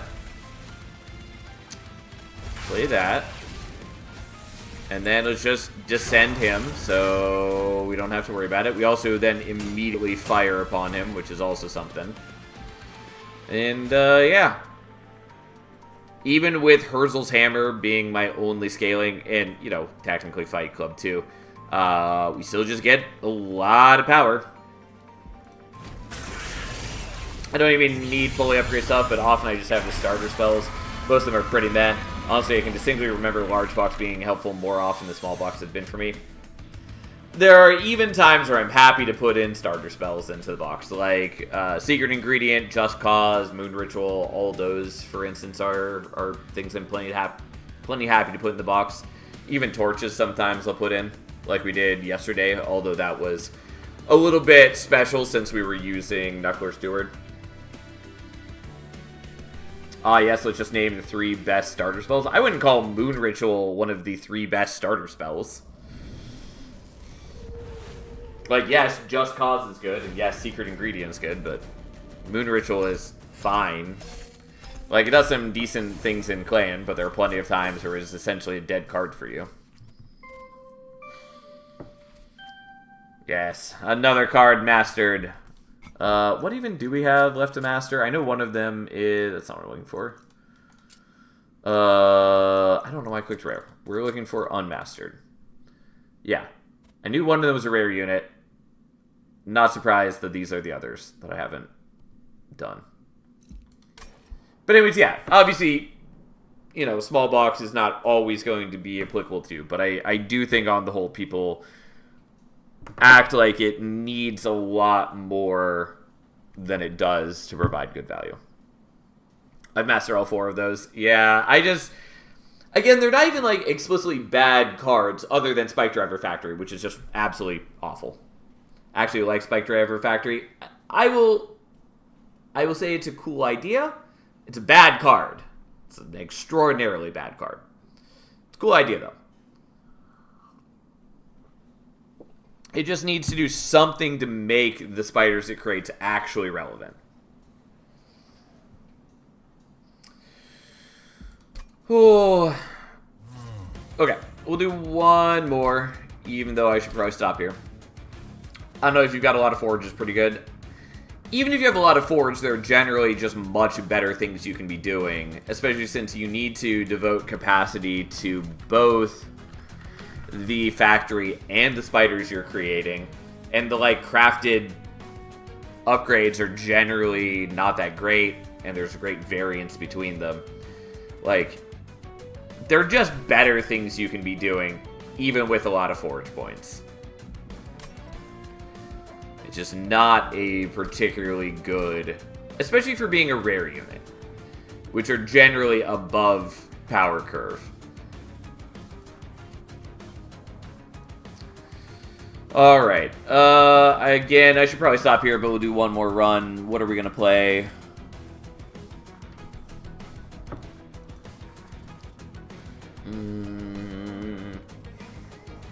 Maybe Stygian? I guess we'll do Tethys Wormkin. I kind of wanted a combo where I was going to use Fracture as the starter, just because I don't often pick that. But with Tethys, I definitely want Echo Break. At least because there's a chance that I take Conduit Tethys, and then the Echo Break is better with Conduit Tethys, yada yada yada. But that's fine. Actually, I feel a lot of the rare units are built around... I don't disagree with that. And Spike Driver Factory is kind of built around. So, yeah, a lot of the rare units are built around, but the difference is that the other rare units have a payoff for building around them. They are good when you build around them. They do something powerful that other units can't do when you build around them. That's not true of Spike Driver Factory. Spike Driver Factory is still bad, or at least, at best, okay when you build around it. Craft should be updated because it chooses between 3 upgrades and only presents 2. Yeah, it's just a tooltip that lies. Unclear if it's a bug or if it was meant to be 2 and it just says 3. But either way, it does offer 2 upgrades instead of the 3 that it says. Well, Conduit Tethys is looking a lot more appealing with that Helical. Guard of the Unnamed is something. Yeah, we'll take higher tap, though Trader's Quill can be kind of cute with Wormkin.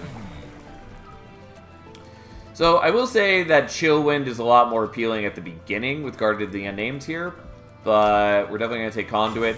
Also, it's not that big a deal either way, because we can still fit Spear Steward alongside Tethys and Guard of the Unnamed, since she has 1 capacity. Which is to say, we should be okay getting through the first ring or 2. Which is the only reason that I would care about taking Chillwind over Conduit right now. This cat is determined to be in my way. Right, we're gonna get rid of you. We're gonna play that there, even though I didn't make a charge there and I should have. Tethys' main upside, 1 capacity. I mean, kind of, yeah. She is pretty decent in Monster Train, too, overall.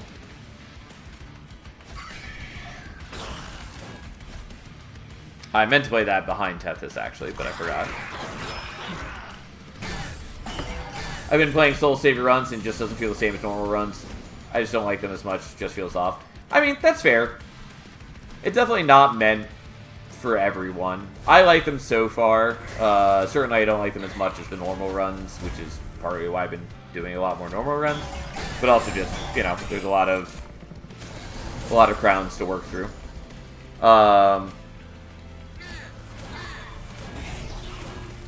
But, like, yeah, it's clear that Soul Savior was meant for a certain group of people. Like, there's lots of people, you know, even as far back as Monster Train 1, who have been asking for a mode that is, like, permanent progression. And while that doesn't appeal to everybody, you know, there's clearly a market of people who want it.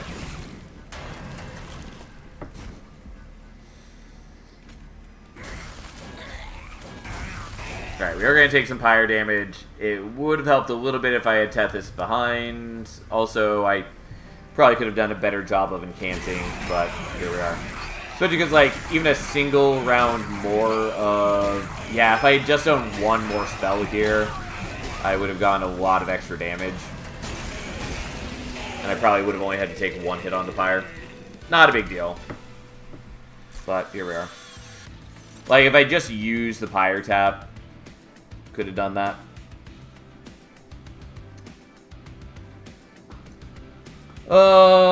Yeah, here's the deal. So Offering Token, obviously quite good. Probably should take the Offering Token. Kind of want to take the Titan Tooth.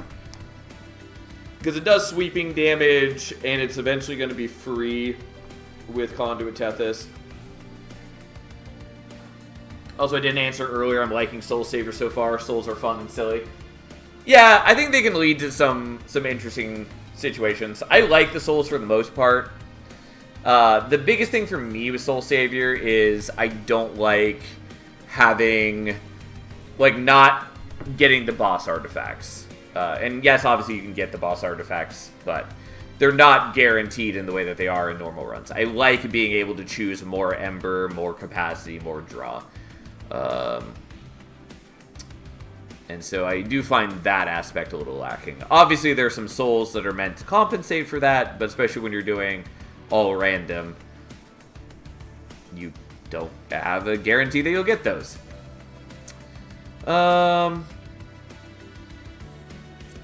Yeah, we'll just take the Titan's Tooth. Yeah, we'll take Echo Infusion, especially an infused one. Sure, let's go here.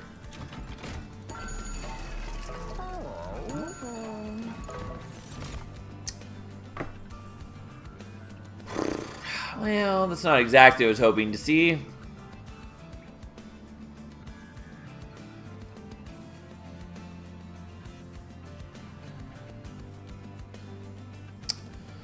But I'm also not really excited about the Guard of the Unnamed either. I just wanted, like, Siren of the Sea or Nameless Siren. I mean, obviously I can't get that from this banner, but, you know. From this banner, I was hoping for Keeper of Echoes or Shard Soul Carver.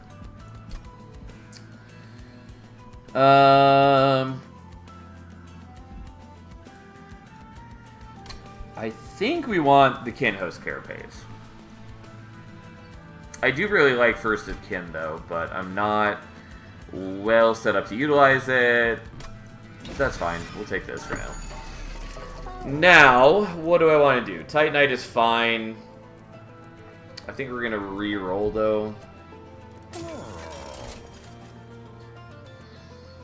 Yeah, I will say I was hoping for Smidgestone or Multi-Strike or both. Alright, fine. We'll do that. Just get us through the early game at the very least, and we'll figure out the rest as we go.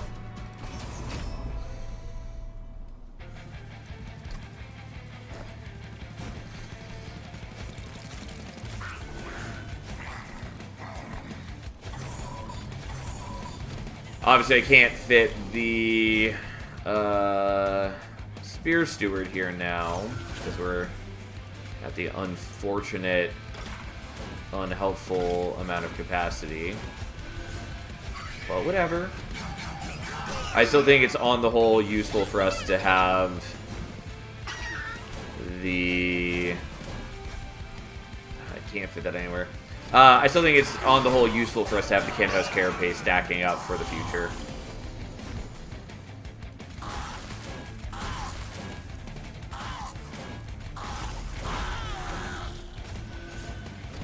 Yes, feed my beast.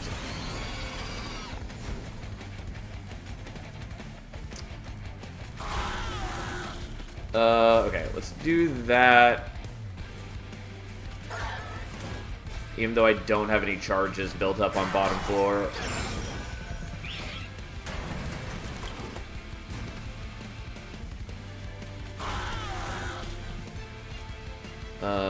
Okay, let's do it like this. I actually should have shot Tethys, probably. And then, since there's only one more turn, we'll wait on popping the ability. The Spike Driver Factory run was also my Pact of the Armageddon run. Pact of the Armageddon is so weird.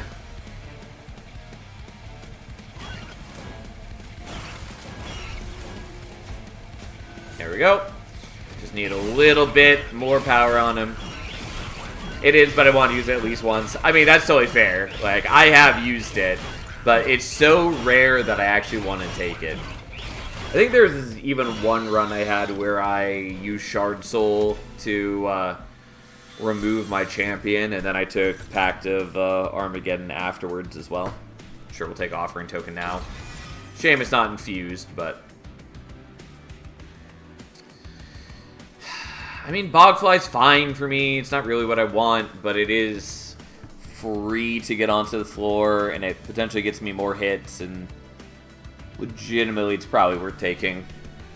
Especially because I'm going to be taking a bunch of draw anyways.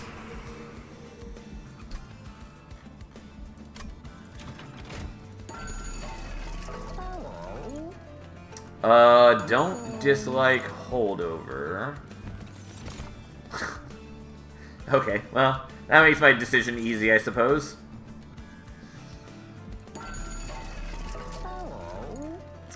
So I kind of want to do holdover Echo Infusion. Pretty confident I'm not going to. I might do holdover Titans too. Holdover Offering Token, obviously good too.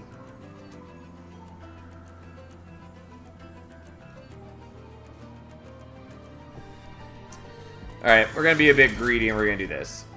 I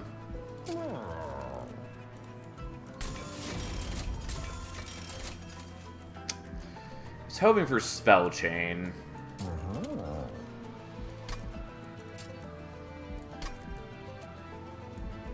Okay, we'll wait on that. I turned a Red Chain into a Shard in a run recently. It was a Dominion run, so I was like, fuck it. Fair enough. Okay. Well then.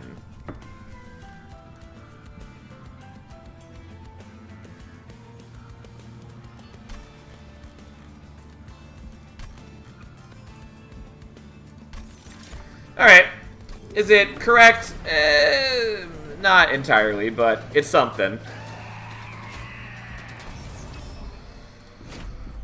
Okay.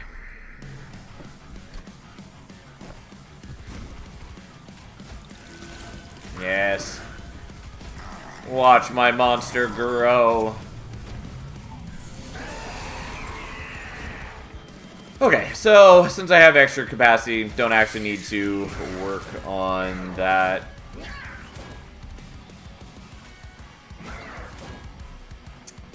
Do I want to pop the ability now? Yes. It does make the Bogfly do 0 damage. Oh well, that's fine.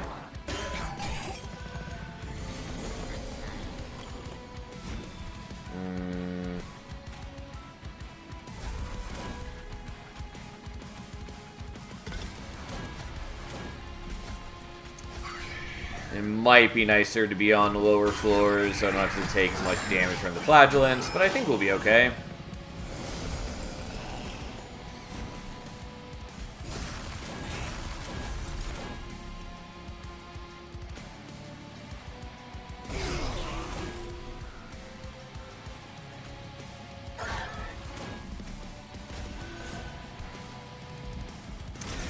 Yeah, I take a little bit of damage. Oh well.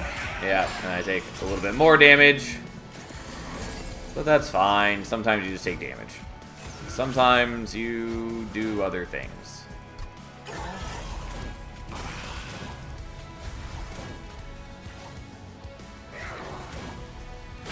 Well, we're doing okay.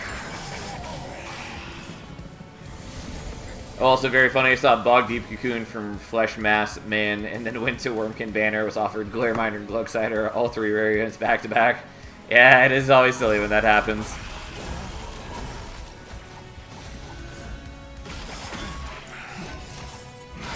I am getting very low on HP, but that's fine. Kind of. Whoops, I'm sorry, wrong ordering. It's just that whenever we have the offering token, we were supposed to play the offering token to do this.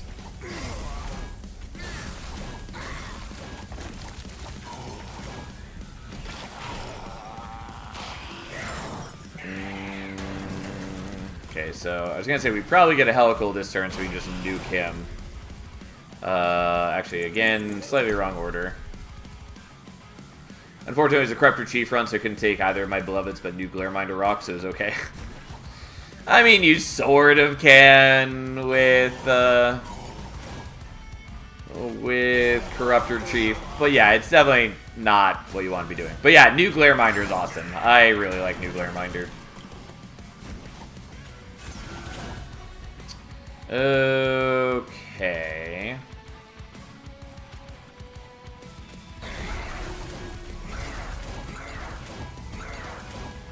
Well, there we go. And now that we're going to hit Conduit 2, it's going to be a lot easier since the Helicals and such are going to be free to play. Unearthed Remains is good. Ice and Pyre. We're not going to be setting up top floor forever, and so I'm not going to worry about that. Glug Cider! I could do it. I could live the Glug Cider dream. It is 100% not actually helpful for me right now.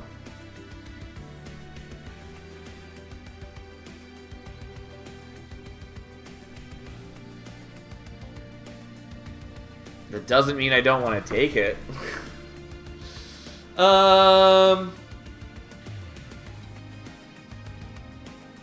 Alright. Hear me out. We're going to take Glare Minder. I haven't gone around to Kinho's Carapace yet. Haven't had good Echo Gen when I see it. Yeah, that's another one where I feel like it's somewhat deceptive. Because, like, even with Moderate, even just with, like, your starter cards, it's pretty reasonable to be getting, like, 20 to 30, like, stats per fight. Which is not bad. It adds up relatively quickly.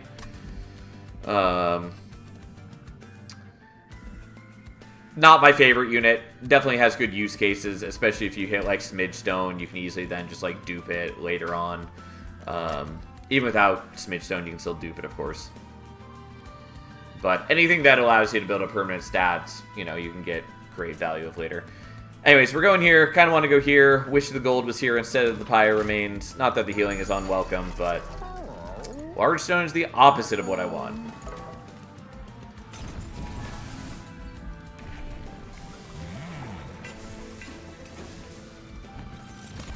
Yeah, so I may be very clear. Siren of the Sea is the correct choice.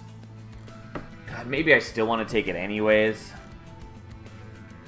Yeah, I will actually take it. Nonetheless, we really just want to see Smidge Stone here. Fuck.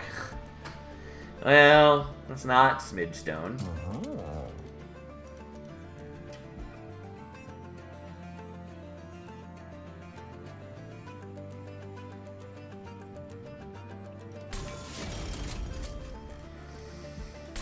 Alright, whatever. I have created a monstrosity of my situation.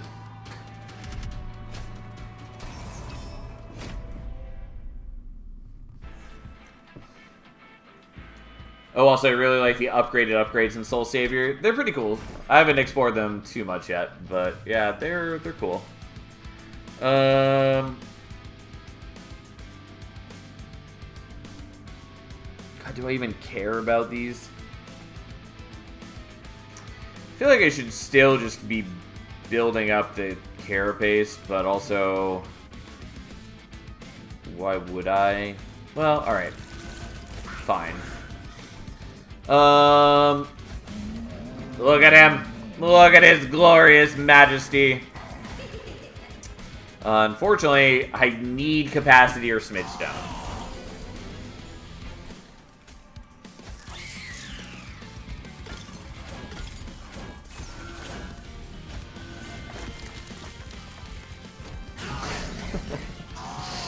Yeah, he's something.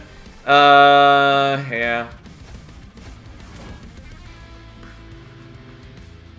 No, actually, I don't need all of these this turn.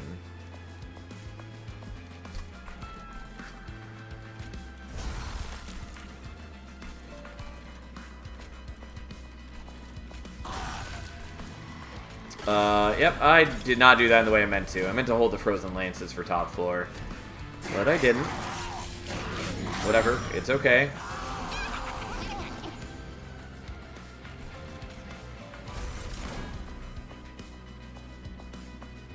Okay, we have to do this in not the ideal way.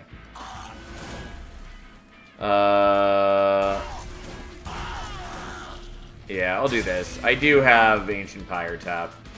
And we'll eat that even though it's not totally efficient, but that's fine. I had Smidge Titanite on it with Infector Chief. He was very tanky and knew Bogflies are cracked. That will in fact do it. God,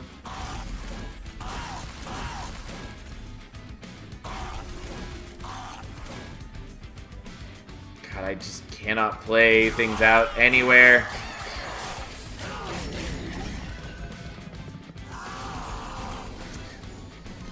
Just living the dream.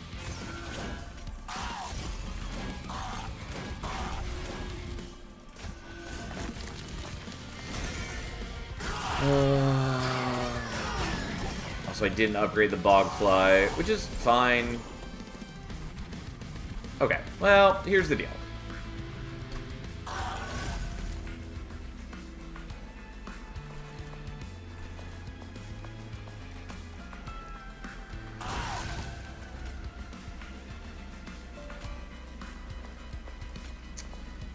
Yeah, we'll just go ahead and eat one of those. He sucks them right in.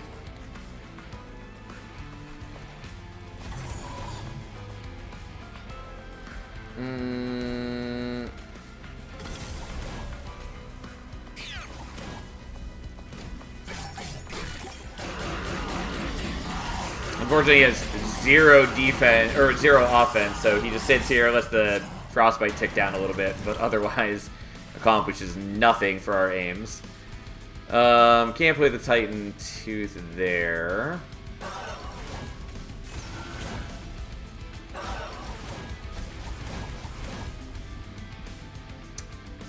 Yeah. Just gonna eat the charges now, so next turn the Bogfly can still like actually have attack after I refill my charges. Because I suspect that that's necessary. Oh, you have Titan Skin. Oh, that's fine. We still win here. Even with me doing that a little improperly. I was thinking that I could kill him with the Frozen Lance. Forgot that he had so much Titan Skin that it wasn't doing as much damage. Yada yada. Doesn't matter. Here we are. Slowly beating Corrin to death. With our somewhat mess of a deck. Guardian Stone's cute. Not taking it. Yeah, fuck it. We'll take an Ice Tornado, even though I rarely take it. And we definitely want Eternal Kinstone.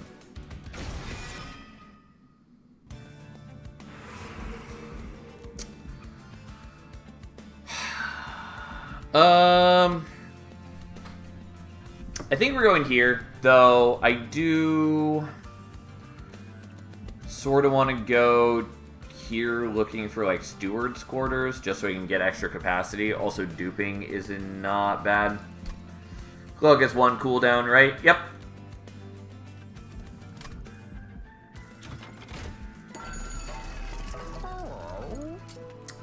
So remove consume on this is sort of interesting, except that I have one of the things in there is holdover, and I don't totally want to get only like it's fine. No. No.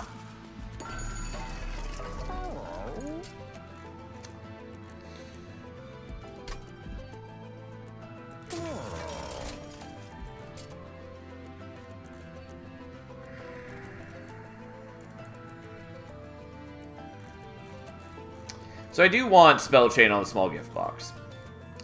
I also kind of really want it on the Eternal Kinstone. I think we're just going to do this, though.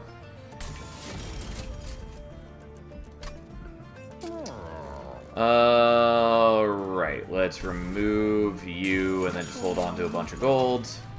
And go from there. Yeah.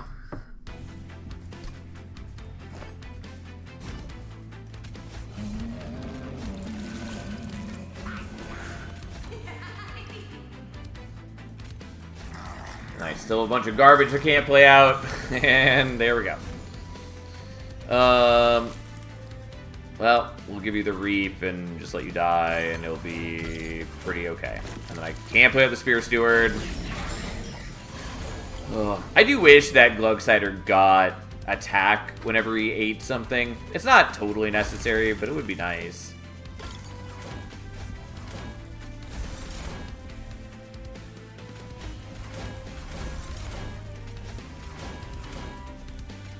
Sure. I'll burn some HP for that.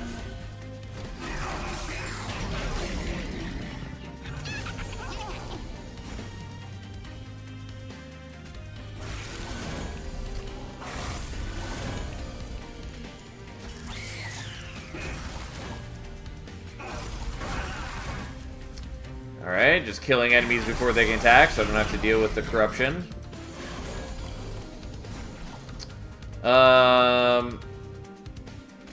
Okay, so we're gonna do this. And then I'm taking some fire damage like a chump, because that's just my life.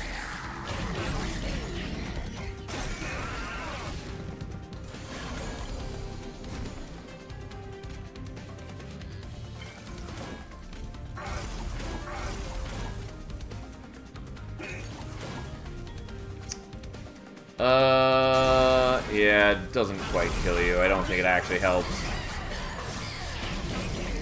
Love to kill these guys before they get the attacks in so I don't have corruption on my frontliner, but that's just not happening.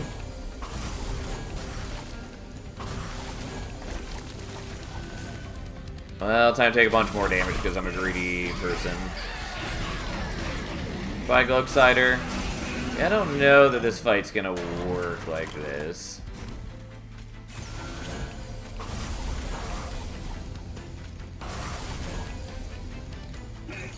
Oh yeah, and my dudes are sapped to oblivion now, which is not wildly helpful. Well, we'll see what we can do. Yeah, I do like no damage. Yeah, unsurprisingly, that's not gonna work. Yeah, this is sort of what was expected.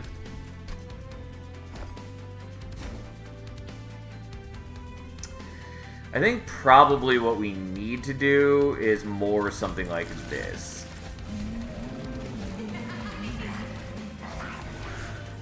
Unfortunately, still can't play out the Shield Stewards here. Alright. But you can get that now. And then...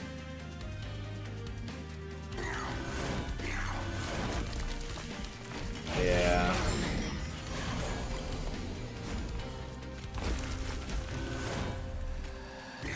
Again, not quite the right ordering for that. Probably shouldn't be doing it like this. But we are empowering the Siren, which is good. Also, maybe should have played out the Spear Steward in front so that you could avoid the corruption for a little bit. Anyways, we're putting you up there.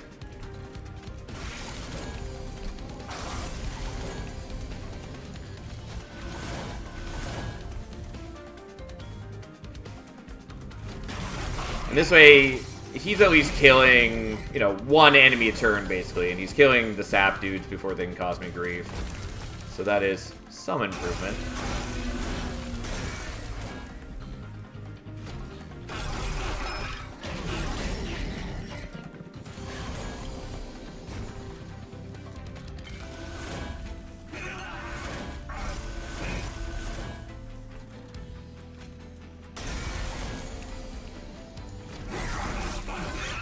Like, we're still getting some corruption, but hey, we're at least building up the Siren. And I'm not sapping myself so badly. Yeah, who knows?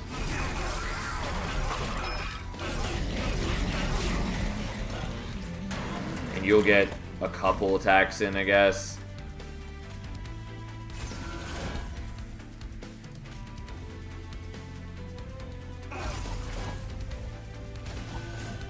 Yeah, unfortunately, you're still not really getting attacks in there, but see what we can do. This is definitely where my deck is hurting. Okay, but we got it because we have enough bulk, and also having the frostbite helps for sure. And also just having the bogfly doing real damage also helps a bit. Because once we get down to the reanimate, we do get through it fairly quickly. Since we have 3 attacks and the frostbite is also ticking every turn. There we go. Okay.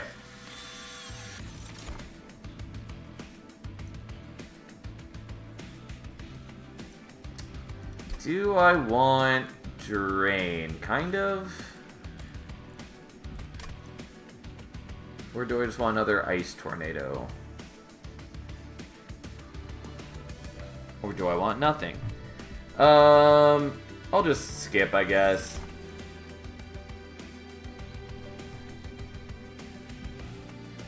I'll just skip. Power of Knowledge could be good if I actually had consume spells. Sure. Now give me Smidgestone. Yeah! There we go.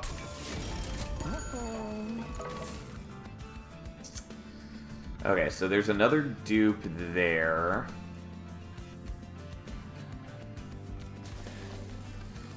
Okay.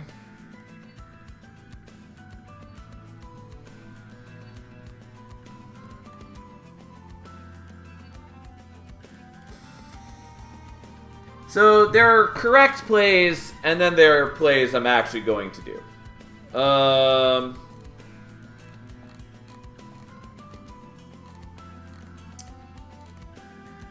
We could have 2 Glugsires being a candy black hole on the floor. Yeah, you know.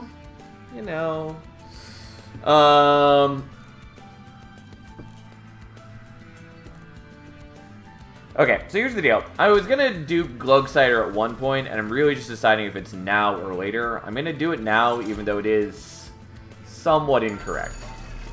But that's okay. It means that if things pay out the way that I hope they do, the other dupe later will be more appealing. So I should have enough deployment Ember.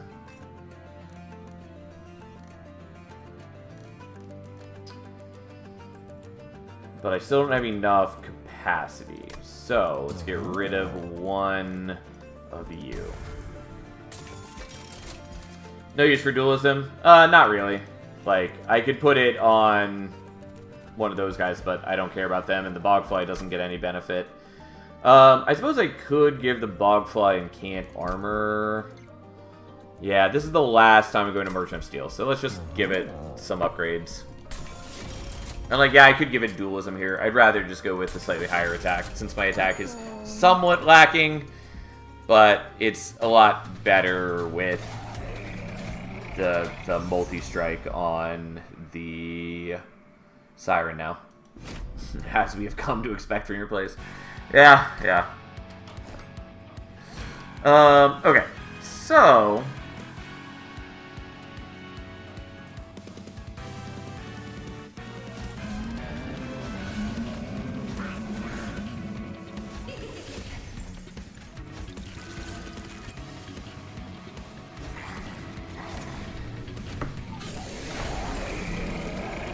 they're so small now.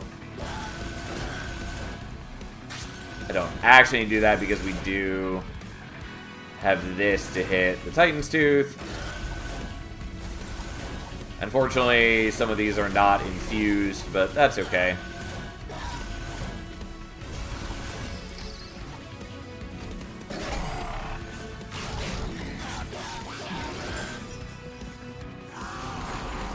Well, Harry shaved off a good chunk of health. You're just going to fly yourself down to the floor since you automatically can do that. Hey, look, he's back to full health already. How cool is that?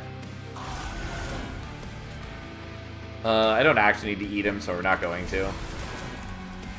I could have used some of those charges here to, like, power up the Kinho's Carapace, but, like, who needs to power up Kinho's Carapace? That's not the kind of life we live.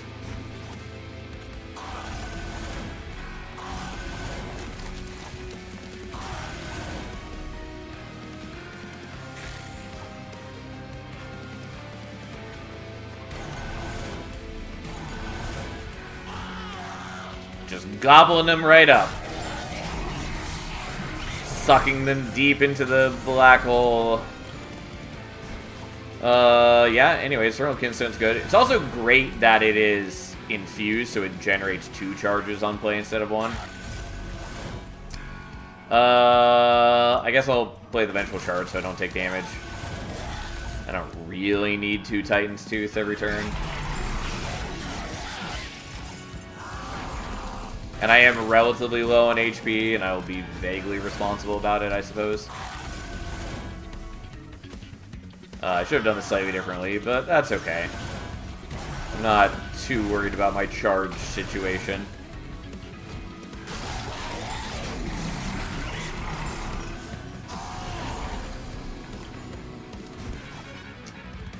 Okay, let's just go ahead and eat 1 enemy.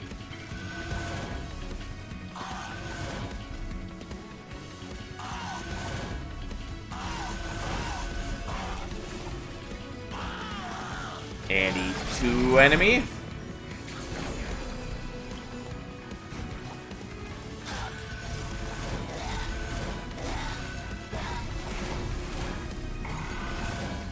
Alright, and then they try to wound the Glugsiders, and they can't. So what does E do exactly besides removing the unit? It just kills the unit. Kill an enemy non-boss unit. That's all. But it just means that we can delete an enemy every turn with each Glugsider. Plus, the Glugsider itself has an Inspire trigger to restore 10 HP. So, we are never taking damage, essentially. And so it allows us to just build up power in the backline. One really fun thing to do with Glugsider is to give it Old Growth from Awoken. So it increases max HP every time that it heals, and so with the Inspire trigger, it just heals a ton every turn, and that builds up real quick. Honestly, the Perfect Insanity is kind of cute. I don't think we're going to do it, but I do want to.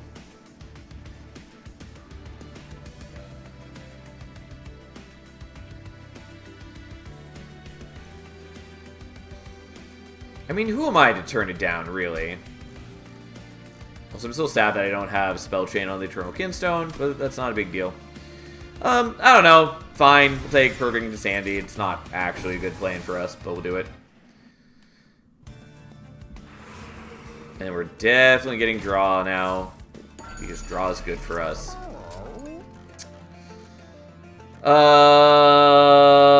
Okay.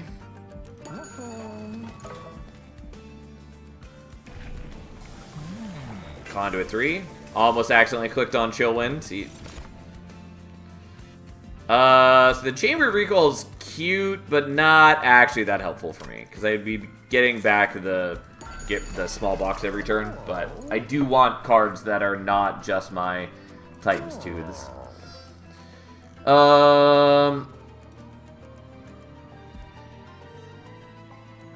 Yeah, this is fine, I guess.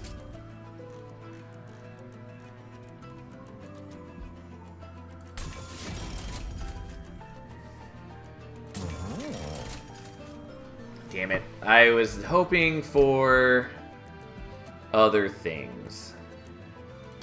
I was hoping for Spell Chain and Holdover. That's what I wanted.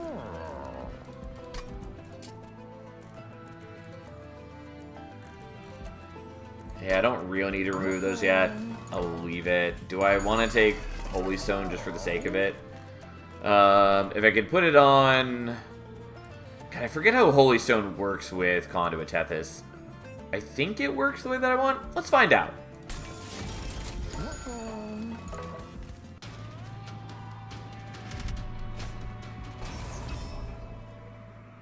2 consumes to cycle faster or something. Yeah, fair, but it's fine. It's not important.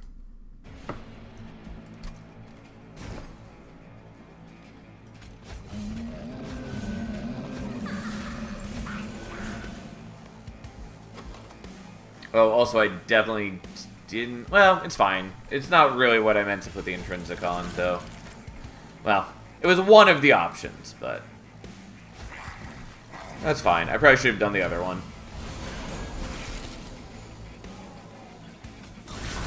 Yeah, it does work. I thought it did.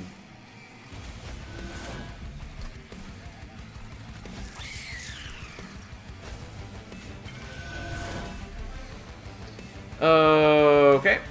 Let's go ahead and delete you. Increase your HP. Go ahead and consume that, and then just shoot some things dead. Oh, look! It's a heavy! Now it's gone. Admittedly, technically should have done this in different order, but doesn't really matter. He just heals back to full anyways.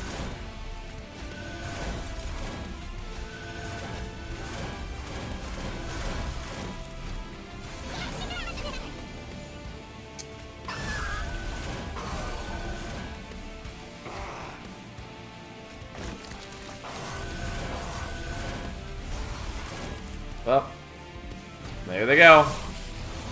Couldn't play the perfect Insanity and do the consumes, but that's okay. We're working on it.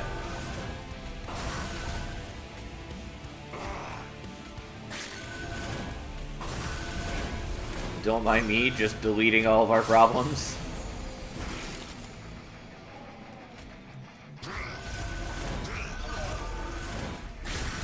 Yes. Technically should have done this in different ordering, but it really doesn't matter. Though I would appreciate having more permanent charges. Speaking of...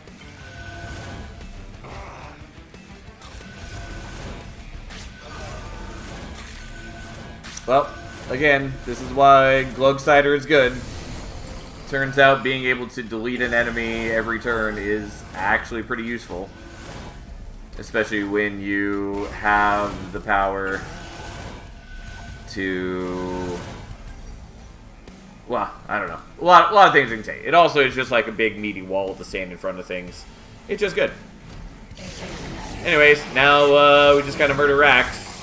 After deleting all his friends and all that. He doesn't even get one of the Glugsiders down.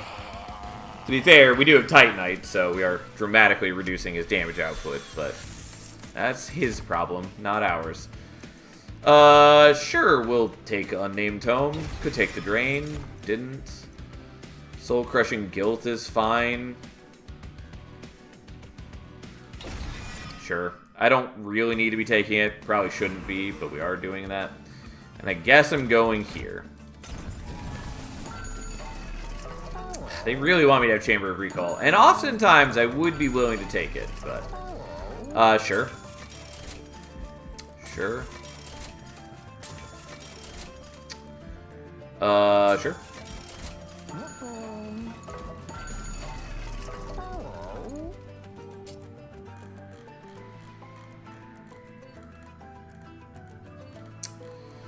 I kind of want to get rid of the Echo Snares, but I think it's probably better for me just to get rid of other things. Yeah, because the Echo Snares do consume, I guess. We'll just do this. And then we're going to dupe the Eternal Kinstone. I was really hoping to get other things, but we didn't, and that's fine. Which is to say, I wanted, like, Spell Chain on it. That would have been really nice. But it's totally okay, regardless. I definitely did not thin my deck as much as I would have hoped, but not a big deal. Okay.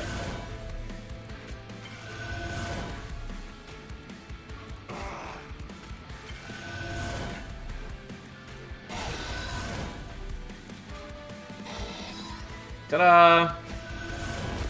Nope, can't play with the Echo Snare. That's good enough.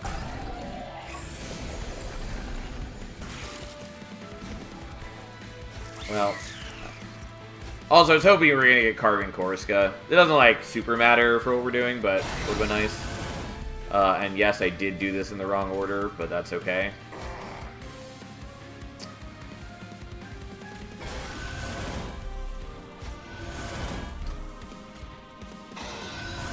Okay, and there goes enemy number 2.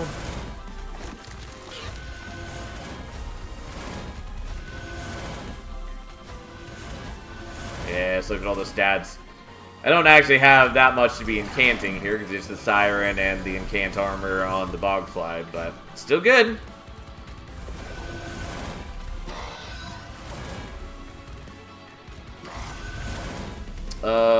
Again, wrong order, because I should be using their ability as soon as I hit 4 charges, basically. So that I'm losing the minimal number of charges. Also, again, should have used this when I was at 2 charges, because since it is infused, I only would have lost... I wouldn't have lost any. I only needed 2 to play it, and so I had the 2 perma charges. But, whatever. Not a big deal.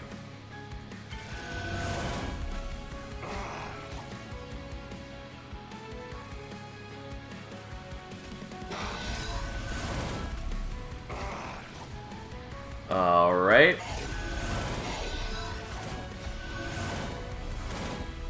Well, I can't use the Soul Crushing Gill without hitting one of my own units. Should have done that slightly differently, just so I could get another incant. But, again, I'm reasonably convinced that it does not matter.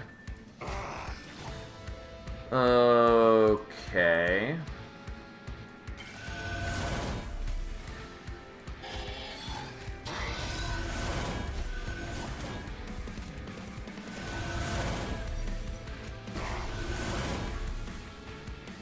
Yeah, whatever. Could have done that slightly differently, but it's not a big deal. Oh no, they finally got his melee weakness off. Also, I am healing the Pyre constantly, which is cute. Anyways, now that we have 4 charges, we can just freely eat an enemy every turn.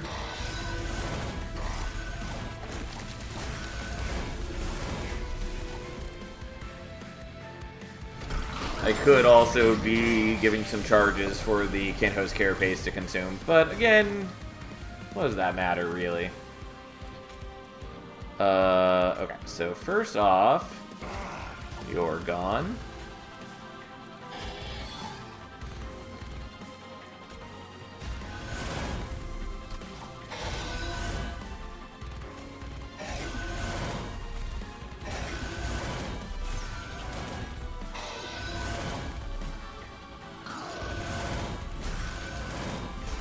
I should have done a little bit more damage to you, because then the Siren could have killed you in 1 hit. Alas, it's fine. Well, we'll just go ahead and eat problem number 1 and eat problem number 2, and we'll just solve all the other problems. Alright, well, here we go.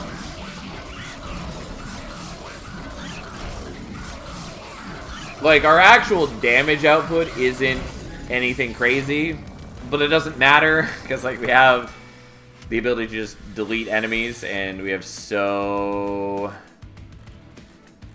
much defense as well.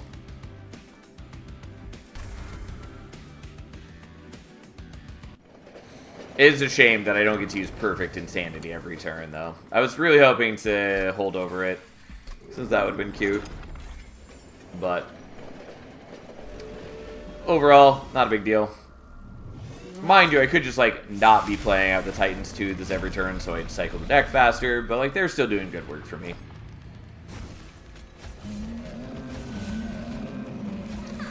Technically, there will be corruption building up in this fight, but for the most part, still not going to be a big deal. Also, unfortunately, we have to wait on...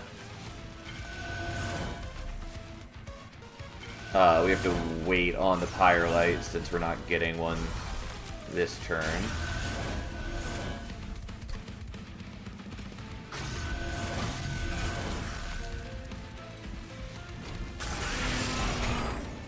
And yes, I gave Dominion grief, even though I didn't generate any charges there. I just felt like it was the right thing to do. Because we can make use of that to speed up the fight just a little bit. Just not yet.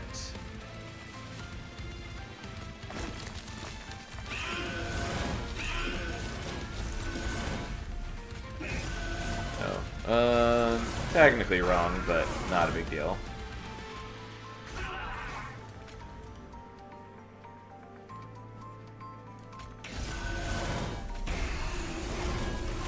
Yeah, I definitely did this wrong, because I could have used the Perfect Insanity to do a lot more damage there. But that's okay.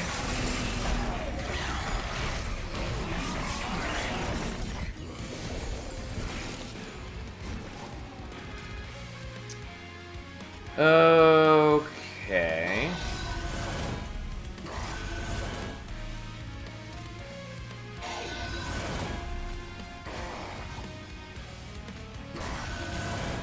Again, maybe not the right ordering, but doesn't really matter. I'm going to save the Unnamed Tome for next turn so I can hit both Savagery and Entropy with it. Although I'm not totally sure that matters. Especially since I have the Soul Crushing Guilt this turn as well. But whatever, fine.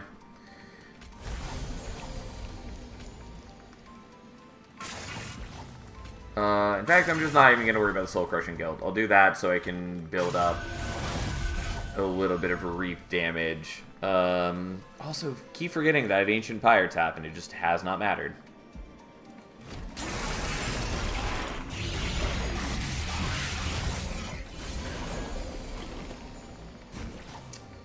Okay, so let's murder you.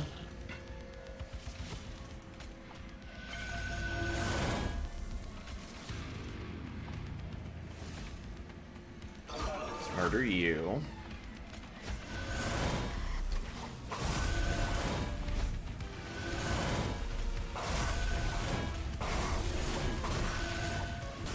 And unfortunately not quite enough to kill them with spells, but not a big deal.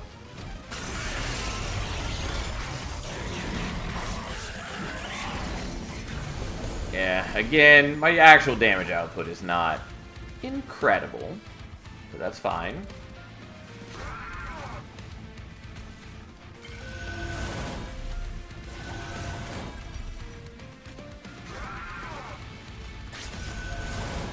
Well, we just shaved off a good chunk of health from Entropy. And you're still not hurting my Pyre this turn. Dominion will die eventually.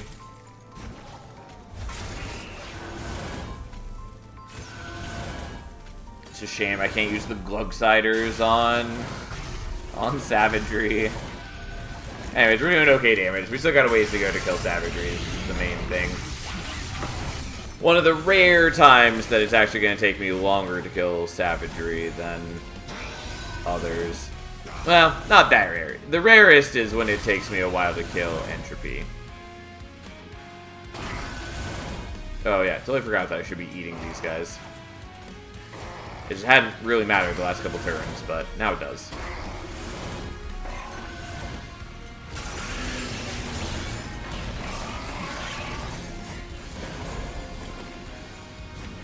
Okay, unfortunately, you're a son of a bitch.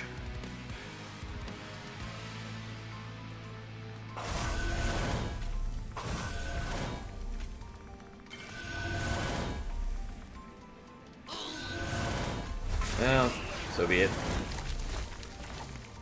Oh, you're muted. I was like, why can I use their abilities? Turns out for a very obvious reason. Anyways, whatever. There we go. Alright, just waiting on Savagery. Just totally forgot that I was muting them.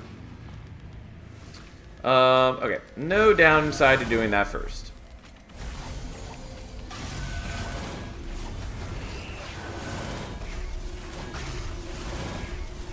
There we go. Took a while, but we got there. The armor of the Bogflies never mattered. They never took any damage. But there we go. Ta-da! Again, my actual damage output, a bit low, but didn't matter.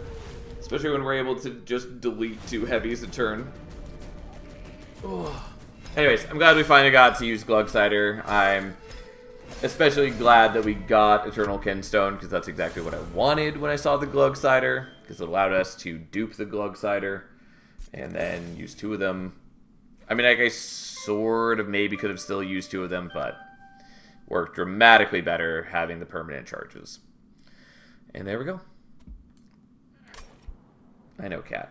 I know. Anyways, so I'm there for the night, because we should have stopped a while ago, and we didn't. So we're definitely stopping here instead.